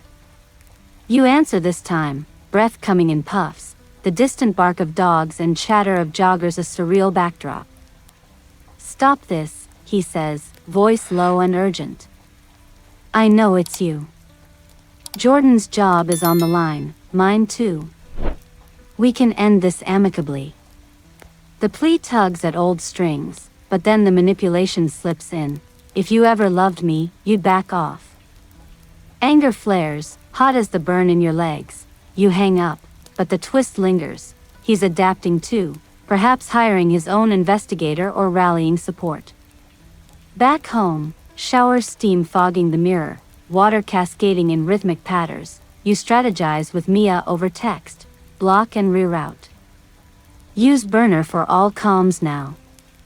Rising tensions manifest in subtle ways, like shadows lengthening at dusk. Sarah reports increased scrutiny at work, random audits, emails about team integrity, making her nervous, her texts laced with emojis that scream anxiety. You meet her at a neutral cafe, outdoor tables under umbrellas fluttering in the breeze, the aroma of fresh-baked croissants wafting from inside. I can't keep this up if they suspect me, she admits over cappuccinos, foam clinging to the rims like fragile hopes. The complication forces adaptation. Scale back her role to observer only, pull in a new ally, a distant cousin with HR experience for advice on phrasing tips to avoid red flags. Hurt fuels the push forward, but now mixed with caution, the plan evolving from bold strikes to surgical precision. A light joke crosses your mind as you sip the bitter brew. Revenge is like cooking, too much heat, and it burns. Time to simmer. One major twist unfolds unexpectedly, ratcheting tensions to new heights. You're at a friend's gathering, the kind with laughter echoing off walls, glasses clinking in toasts, the savory scent of appetizers on platters mingling with perfumes. There, amid the crowd, you spot a familiar face, Jordan's best friend, someone you've met at office events, her smile too knowing as she approaches. Heard about the mess, she says casually, but her eyes probe. Alex thinks you're stirring it. Careful, Jordan's not one to back down. The implication hangs. They might retaliate, perhaps by spreading rumors about you or digging into your past. Heart pounding, you excuse yourself to the balcony, cool night air brushing your skin, city lights sprawling below like a glittering net. The strategy adapts in real time. You warn allies via group chat, encrypt everything tighter, add misdirection posts blaming disgruntled ex-employees. As complications pile, forcing constant tweaks, rerouting emails through international servers Mia sets up, Liam monitoring for countermoves, the tensions build like pressure in a kettle, whistling warnings. Sleepless nights return, staring at the digital clock's glow, minutes ticking like bombs. But you adapt, the revenge morphing into a living thing, resilient. One evening, alone with takeout boxes steaming on the table, chopsticks clicking, a modern aside hits. In the app age, even vendettas need updates, bug fixes for betrayal. You chuckle weakly, but resolve hardens.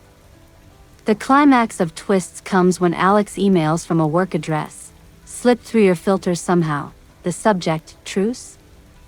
You read it at your desk, screen angled away from prying eyes, the office chatter fading. Let's meet. End this before it destroys everyone. Attached, a photo of you from afar, taken recently. Stalker vibes? The complication chills you. He's escalating, perhaps tailing or hiring help. Tensions peak, hurt twisting into fear, but you don't reply. Instead, adapt by going dark, no new actions for a week, let them stew in uncertainty. Mia meets you in a park, benches cool under you, leaves rustling overhead. Smart move, starve the fire. You plot the pivot, shift to psychological jabs, like anonymous notes hinting at more evidence, mailed from out of town. Amid rising tensions, unexpected support emerges. A former colleague of Jordan's reaches out via LinkedIn, disgruntled and offering dirt. She's done this before, the message reads. You verify with Sarah, then incorporate, fresh ammo for tips. The strategy bends but doesn't break, complications forging it stronger. A sarcastic quip to Mia over coffee, steam rising in curls. If twists were calories, I'd be running a marathon. Laughter shared eases the strain, but the adaptations continue, revenge a river carving new paths through rock. As the week closes, you feel the weight, tensions like a tightrope, but you're balancing, adapting with each wobble. The plan, once linear, now a maze, but you're navigating, betrayer's world crumbling amid the chaos you've orchestrated and endured.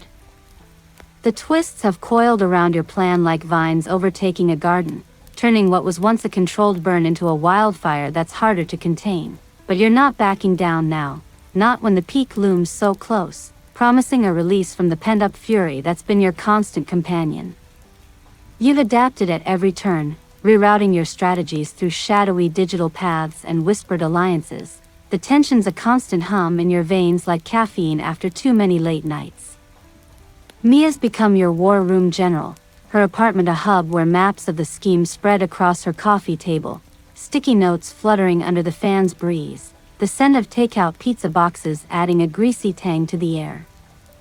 "We're at the endgame," she says one evening, leaning over the chaos with a marker in hand, circling key moves while you sip soda that's gone flat, bubbles tickling your nose faintly. The revenge has built to this climactic showdown, a dramatic encounter you're orchestrating from the shadows, where truths will be stripped bare and consequences will crash down like a judge's gavel, hard and unforgiving. You set the stage meticulously, starting with a lure that's too tempting for them to ignore, an anonymous message sent through a layered proxy, disguised as a concerned colleague, hinting at a mutual problem that needs discussing in person. Meet at the old Warehouse District Cafe, 8 p.m. sharp. Come alone, important for both your careers. You choose the spot for its isolation, a rundown joint on the city's edge, where graffiti tags the brick walls and the neon sign flickers erratically, casting red glows on cracked pavement. It's neutral ground, far from offices or homes, the kind of place where secrets feel at home amid the clatter of mismatched mugs and the sizzle of a grill flipping burgers that smell faintly charred. Sarah confirms they'll bite. She's overheard Alex muttering about tying up loose ends, his voice strained in the break room where the coffee machine drips eternally. Jordan's been jumpy too, her polished facade cracking with cancelled meetings and terse emails.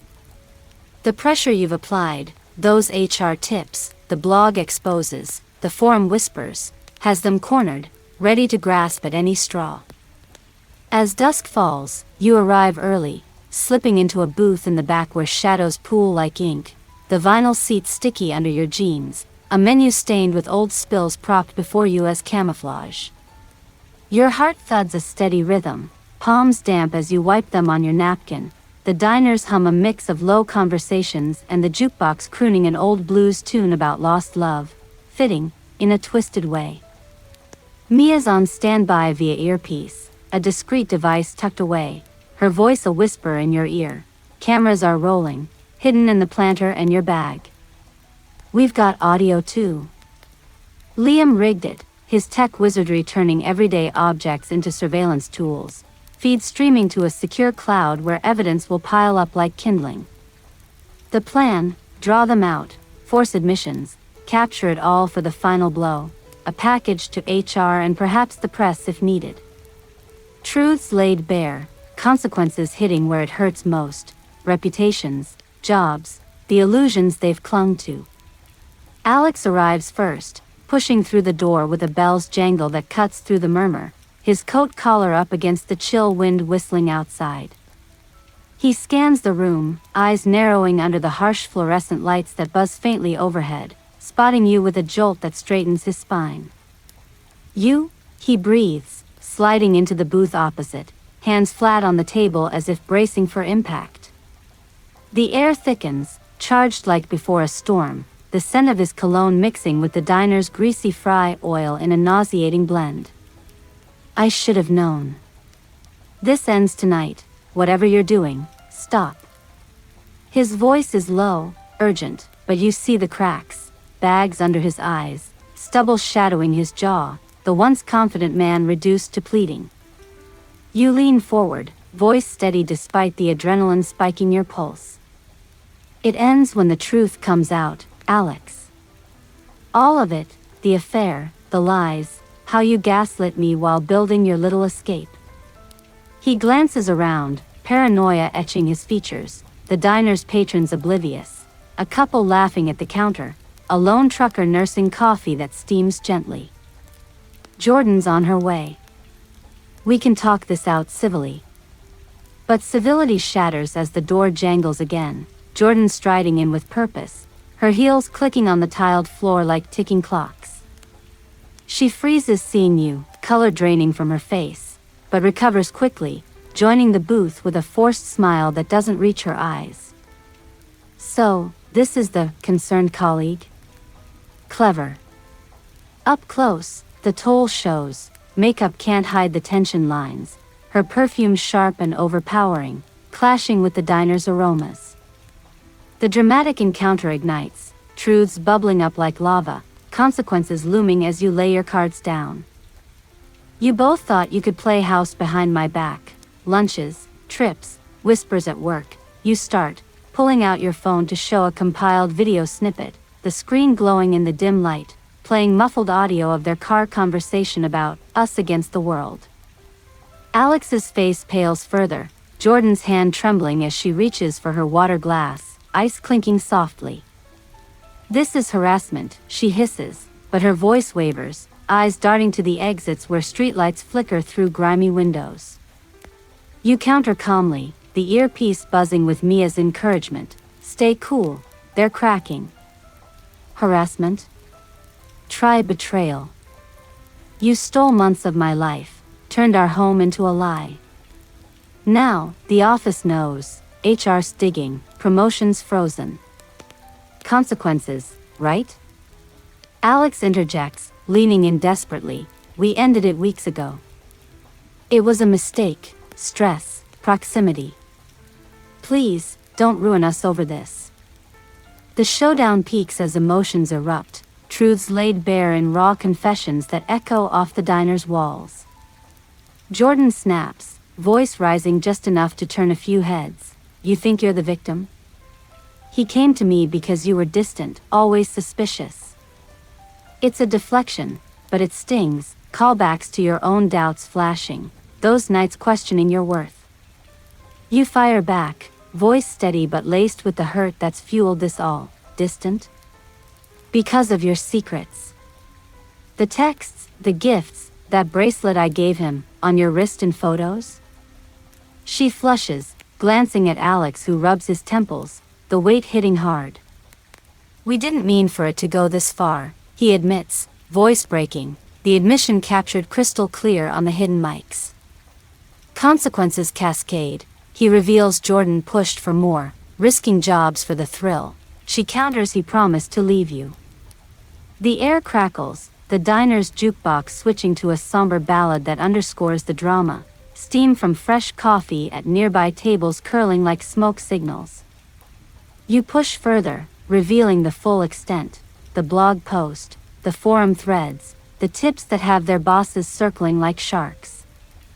Your careers? On the line because you put them there. Truth hurts, doesn't it? Jordan stands abruptly, chair scraping harshly on the floor, her composure shattering. You'll regret this, I'll sue, expose you as the stalker.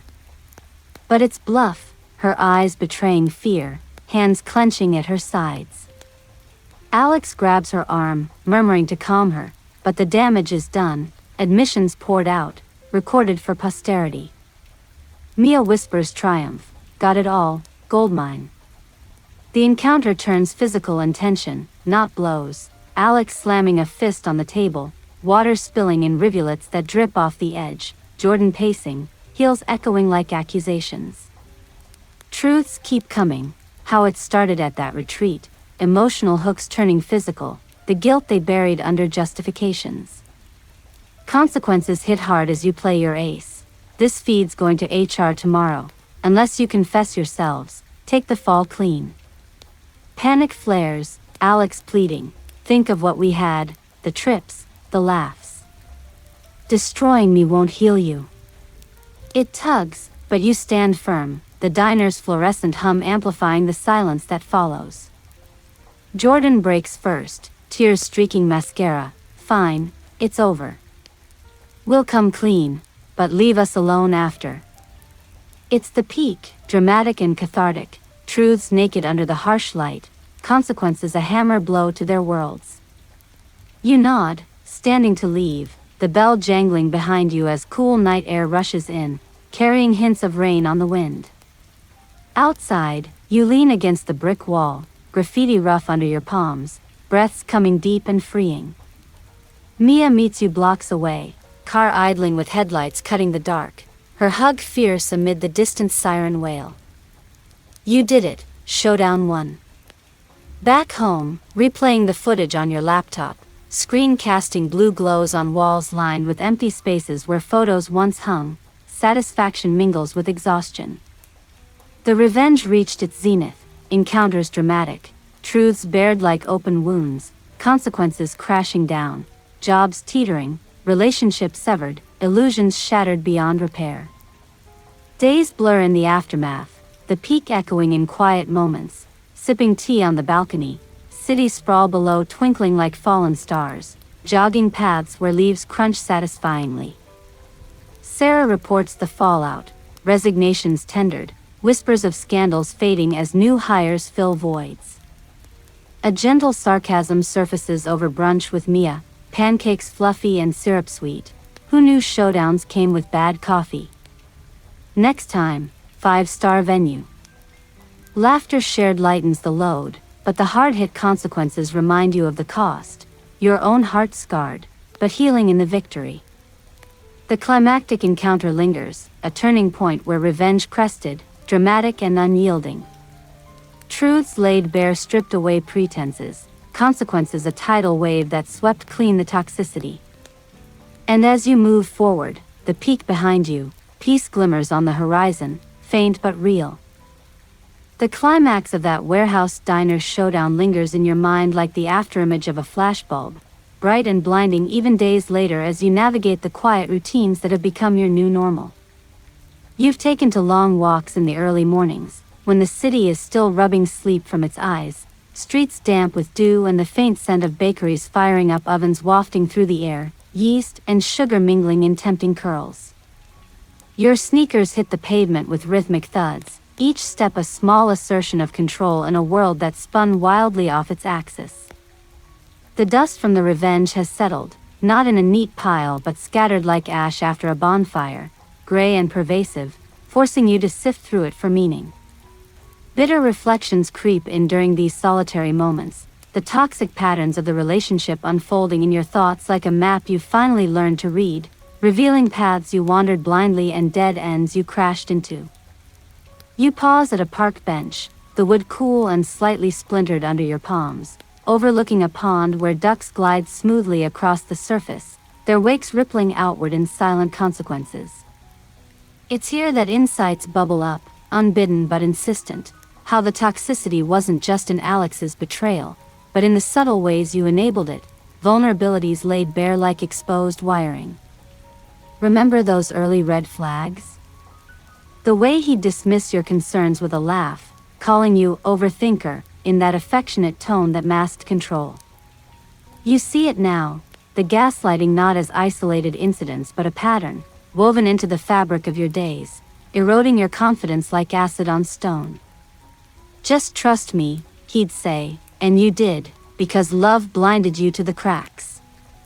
Your own vulnerabilities stare back, the fear of being alone that kept you clinging, the self-doubt planted from past relationships that made his words take root. Bitter, yes, but illuminating, like sunlight piercing storm clouds after the rain. Back in the apartment, the space feels lighter without his things, closets half empty, the echo of your footsteps louder on the hardwood, but reflections weigh heavy as you brew tea in the kitchen, the kettle whistling a shrill note that cuts through the silence. Steam rises in fragrant swirls of chamomile, a calming ritual you've adopted to soothe the edges of hurt that still snag like burrs. You sit at the table, mug warm between your hands, staring at the grain of the wood where faint scratches mark years of shared meals. The toxic patterns clarify in hindsight, the emotional roller coaster where highs of affection masked lows of neglect, the way Jordan's intrusion wasn't the start but a symptom of deeper rot. Insights flood in, how you projected strength but harbored insecurities, seeking validation in his eyes that he withheld like a miser. You're amazing, he'd say sporadically, but actions spoke louder, chipping away at your self-worth. Gaining this awareness feels like peeling back layers, raw but necessary, vulnerabilities not weaknesses but lessons etched in scar tissue. Evenings stretch with these bitter musings, the city lights twinkling outside your window like distant judgments as you curl on the couch with a blanket soft against your skin, the TV flickering muted colors across the room. You journal sporadically, pen scratching paper in the lamplight's glow, pouring out reflections that taste of regret and revelation. The pattern of codependency emerges, your habit of overgiving, smoothing conflicts to keep peace, while he took without reciprocity. Remember the times you'd cancel plans for his emergencies, only to learn later they were covers for Jordan?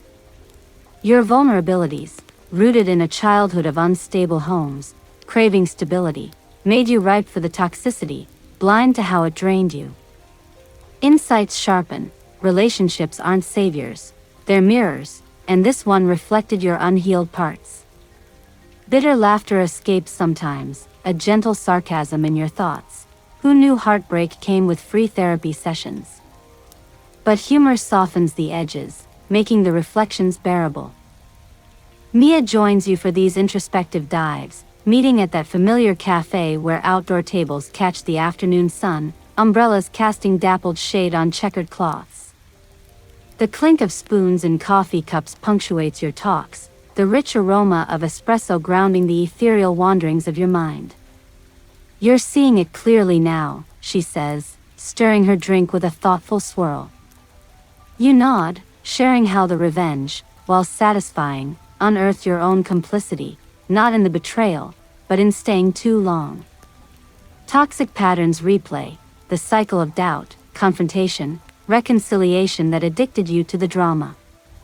Insights into vulnerabilities deepen, your people-pleasing streak, the fear of abandonment that glued you in place. I ignored my gut, you admit, the words bitter on your tongue like unsweetened brew. She squeezes your hand, her touch a reminder that growth blooms from ashes. As days blend, reflections turn philosophical during solo yoga sessions in the living room, mat unrolling with a soft thud, your breath sinking with stretches that pull tension from muscles knotted by stress. The toxic air you breathed, jealousy, manipulation, eroded trust, now clears, revealing patterns like constellations in a night sky. You gain insights into power dynamics, how Alex's charisma masked control, your empathy became a tool for his narratives. Vulnerabilities exposed, the inner child seeking approval, the adult rationalizing red flags. Bitter, but empowering, like tasting medicine that heals. A modern aside flickers, in the swipe right era, toxicity hides in filters, but stripping them reveals the raw feed. You chuckle softly, downward dog pose grounding you in the present. One rainy afternoon, the patter against windows a soothing drum, you sift through old emails on your laptop, screen glowing in the dim light, deleting chains that once sparked joy but now sting. Reflections surge, the gradual isolation from friends, his subtle discouragement of your hobbies, patterns of control you mistook for care. Insights pierce, your vulnerability to flattery, the low self-esteem that accepted crumbs as feasts. Bitter tears fall, mixing with rain streaks on the glass, but catharsis follows, a cleansing like the storm outside. You call Mia, voice steady over the line, sharing breakthroughs. I was complicit in my own unhappiness, ignoring the toxicity for comfort. She listens, her affirmations a balm, helping you weave insights into armor. Nights bring deeper dives, lying awake with sheets tangled, the fans hum a white noise that can't drown reflections. Toxic patterns cataloged, the push-pull of affection, the way betrayal amplified your fears. Gaining insights feels like archaeology, unearthing buried vulnerabilities, trust issues from past heartbreaks, the need for validation that blinded you. Bitter realization, you deserved better, but settling became habit. A light joke surfaces amid the heaviness. If toxic relationships were workouts, you'd have abs of steel from all the emotional crunches. Laughter eases into sleep, dreams fragmented but less haunted. Friends notice your introspection, gatherings shifting to supportive circles over dinners where plates clatter and wine flows, aromas of garlic and herbs savory in the air. You share reflections openly now, the group nodding in empathy. Patterns repeat until we break them, one says, sparking more insights. Your role in the cycle, vulnerabilities like open doors inviting toxicity. Bitter but transformative, like vinegar turning milk to curd, unpleasant process, useful result. As reflections accumulate, you feel shifts, confidence budding in small ways, like declining a date that echoes old patterns, or pursuing a hobby long neglected, paintbrushes dipping into vibrant colors on canvas, the scent of acrylic sharp and creative. Insights solidify, toxicity thrives in silence, speaking it diminishes power. Vulnerabilities, once shames, become strengths, awareness your shield. Bitter aftertaste lingers, but sweetened by growth, the dust settled into fertile soil for new beginnings. In quieter moments, watching sunset from the balcony, hues bleeding across the sky in fiery strokes, reflections culminate, the relationship a chapter, not the book.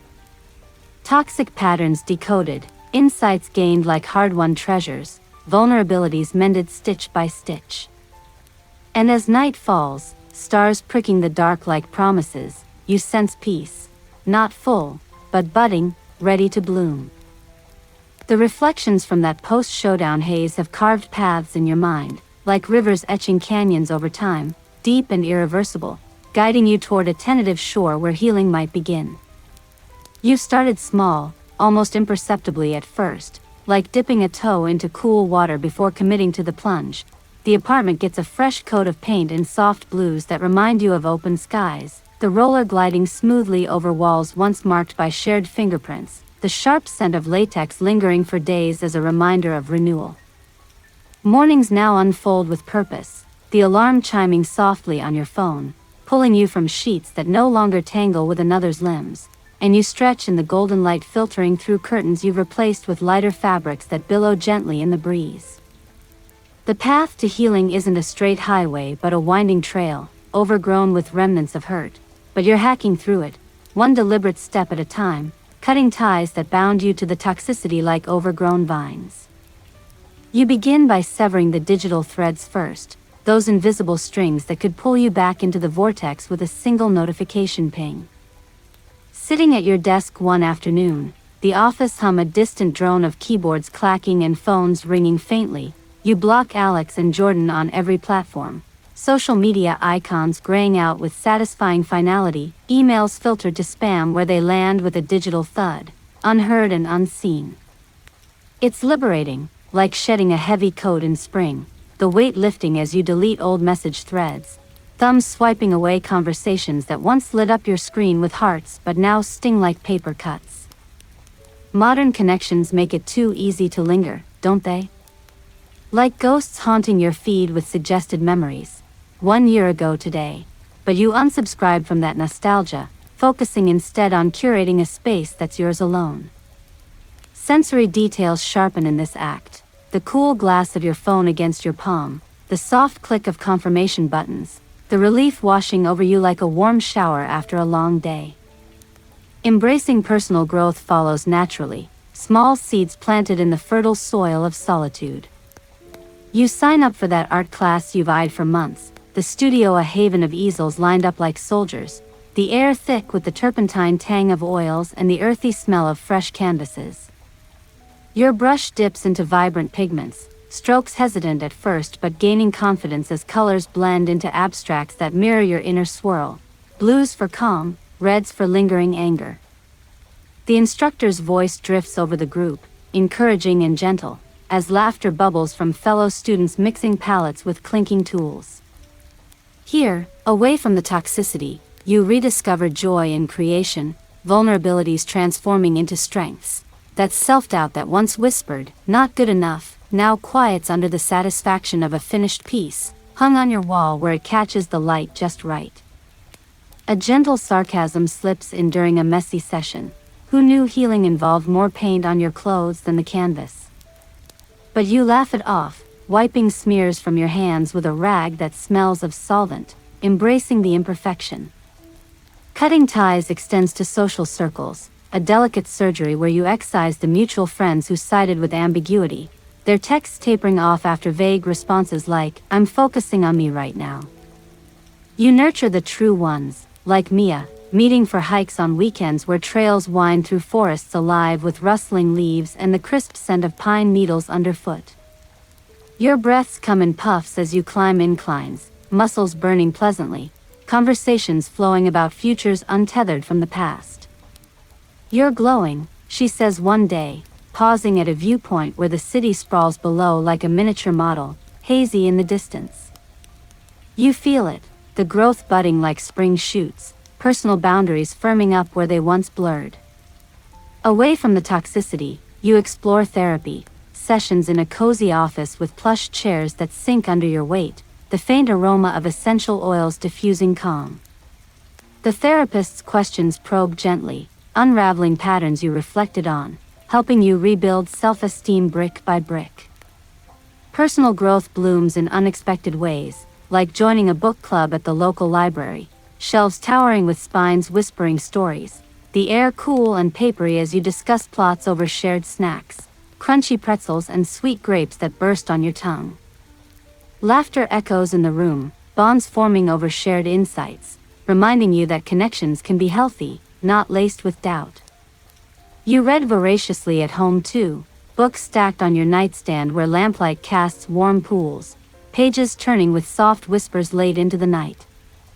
Titles on empowerment and resilience speak to your journey, words sinking in like balm on chapped skin. The toxicity's echo fades, replaced by affirmations. You are enough, whole on your own. A light joke crosses your mind during a particularly cheesy self-help chapter. If growth were a vegetable, it'd be kale, bitter at first, but supposedly good for you. You chuckle, bookmarking the page, the sound foreign but welcome in the quiet apartment. Rebuilding life means reclaiming spaces tainted by memories, like the park where you first suspected their meetings. Now you picnic there solo, blankets spread on grass tickled by wind, sandwiches unwrapped with crinkly paper, the sun warming your face as birds chirp overhead. The spot transforms from pain to peace, a deliberate overwrite. You travel too, a weekend getaway to a coastal town where waves crash rhythmically against shores, salt air invigorating as you walk beaches with sand shifting underfoot, collecting shells that clink in your pockets like tiny treasures. Away from the city's hum, personal growth accelerates, journaling by the sea, words flowing onto pages damp with mist, reflecting on how cutting ties freed you to explore dreams deferred. The toxicity seems distant, a storm past, leaving clearer skies. Fitness becomes a pillar, gym sessions where weights clank and music pulses through speakers, sweat beading on your skin in the mirrored room that reflects a stronger you. You lift heavier, run longer on treadmills whirring steadily, endorphins flooding like natural highs, washing away residual bitterness. You're crushing it, a trainer says, high-fiving with a smack that echoes your progress. Embracing this growth, you cook new recipes in your kitchen, pots simmering with aromatic spices, cumin and turmeric golden in the pan, the sizzle a symphony of self-care. Meals savored alone at the table, flavors exploding on your palate, no longer rushed or shared with distraction. A modern aside, in the era of meal kits, healing comes pre-portioned, but the real spice is independence. Socially, you dip toes into dating apps, profiles scrolling under your thumb during coffee breaks at work, the machine gurgling in the background with its familiar drip. Not rushing, but testing waters, chats light and exploratory, rebuilding confidence in connections. One coffee date unfolds at a quaint shop, steam rising from mugs and fragrant clouds, laughter tentative but genuine over shared stories. No toxicity here, just potential, growth and vulnerability shared healthily. Cutting ties fully means donating old mementos, photos burned in a safe ritual with Mia, flames crackling in a fire pit under starry skies, smoke curling upward like released burdens. To new chapters, you toast with marshmallows toasting golden, their sweetness a counter to bitterness past. Personal growth deepens with volunteering, a shelter where paws patter on floors and tails wag in greeting, the musky scent of fur mingling with cleaning supplies. You walk dogs on leashes that tug eagerly, their energy infectious, teaching patience and presence. Away from toxicity, empathy expands, not just for others, but yourself. Insights from reflections integrate, forgive your past self, embrace the now. A light joke during a muddy walk, if dogs could give advice, it'd be, let go of the bone, simple, but profound. Laughter bubbles as rain starts, drops pattering on leaves, you and the pup dashing back shelter-bound. Rebuilding culminates in career moves, updating resumes on your laptop, keys clicking rhythmically in the evening glow, pursuing that promotion with renewed vigor. Meetings where you speak up, voice steady amid colleagues' nods, confidence rebuilt from ashes.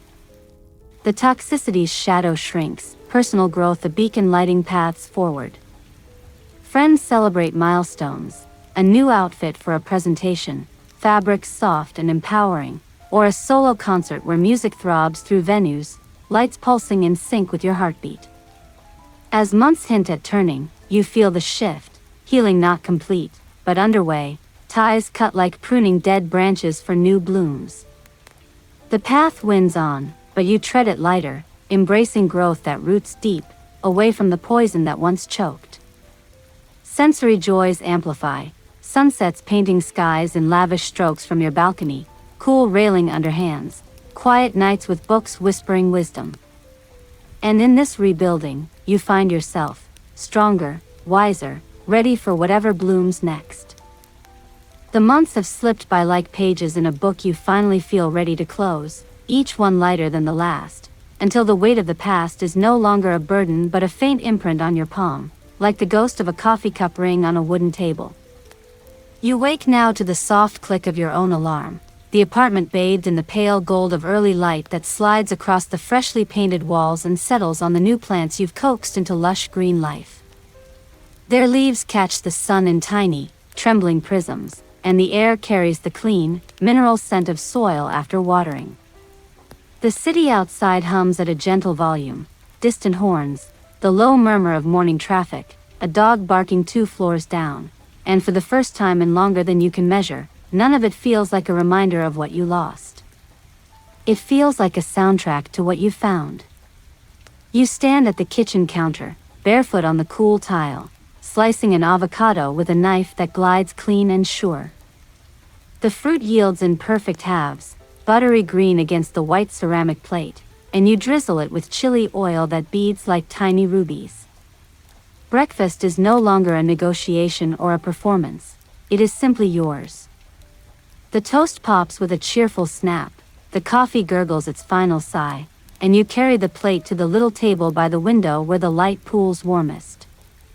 You eat slowly, tasting every note, salt, heat, the faint sweetness of the bread, and you realize the silence is no longer empty. It is full of you. The revenge, once a roaring fire, has burned itself down to embers you can finally step away from. Alex resigned quietly, Jordan took a transfer to another city. Their names surface only in passing now, like headlines you scroll past without clicking. The evidence you gathered sits encrypted on a drive you will never open again, a relic you keep not for leverage but for proof. You survived, you acted, you closed the door. Mia still texts the occasional meme, Karma called, she's on vacation now, and you laugh, the sound bright in the quiet apartment. Sarah sent a postcard from a new job in another state, clean slate, clean coffee. Thanks for the push. Liam's last message was a voice note of him humming the victory theme from a video game, followed by a single emoji, trophy. The allies have scattered back to their own lives, but the bond remains, a quiet network of people who once held the line with you. You have traveled since then. A solo trip to the mountains where the air tasted of pine and snowmelt, where you hiked until your legs trembled and the only voice in your head was your own breath. You stood at the edge of a ridge at sunrise, the sky bleeding from indigo to rose, and you felt the last knot in your chest loosen. You have danced, too, awkwardly at first, in a crowded club with strangers who became friends for one song, the bass thumping through your ribs like a second heartbeat.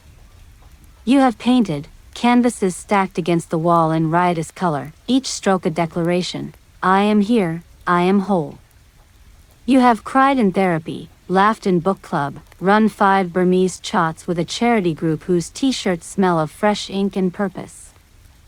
You have dated, lightly, curiously, without the old desperation, and discovered that connection can be easy when it is not laced with fear. The toxic patterns you once wore like ill-fitting clothes have been folded away.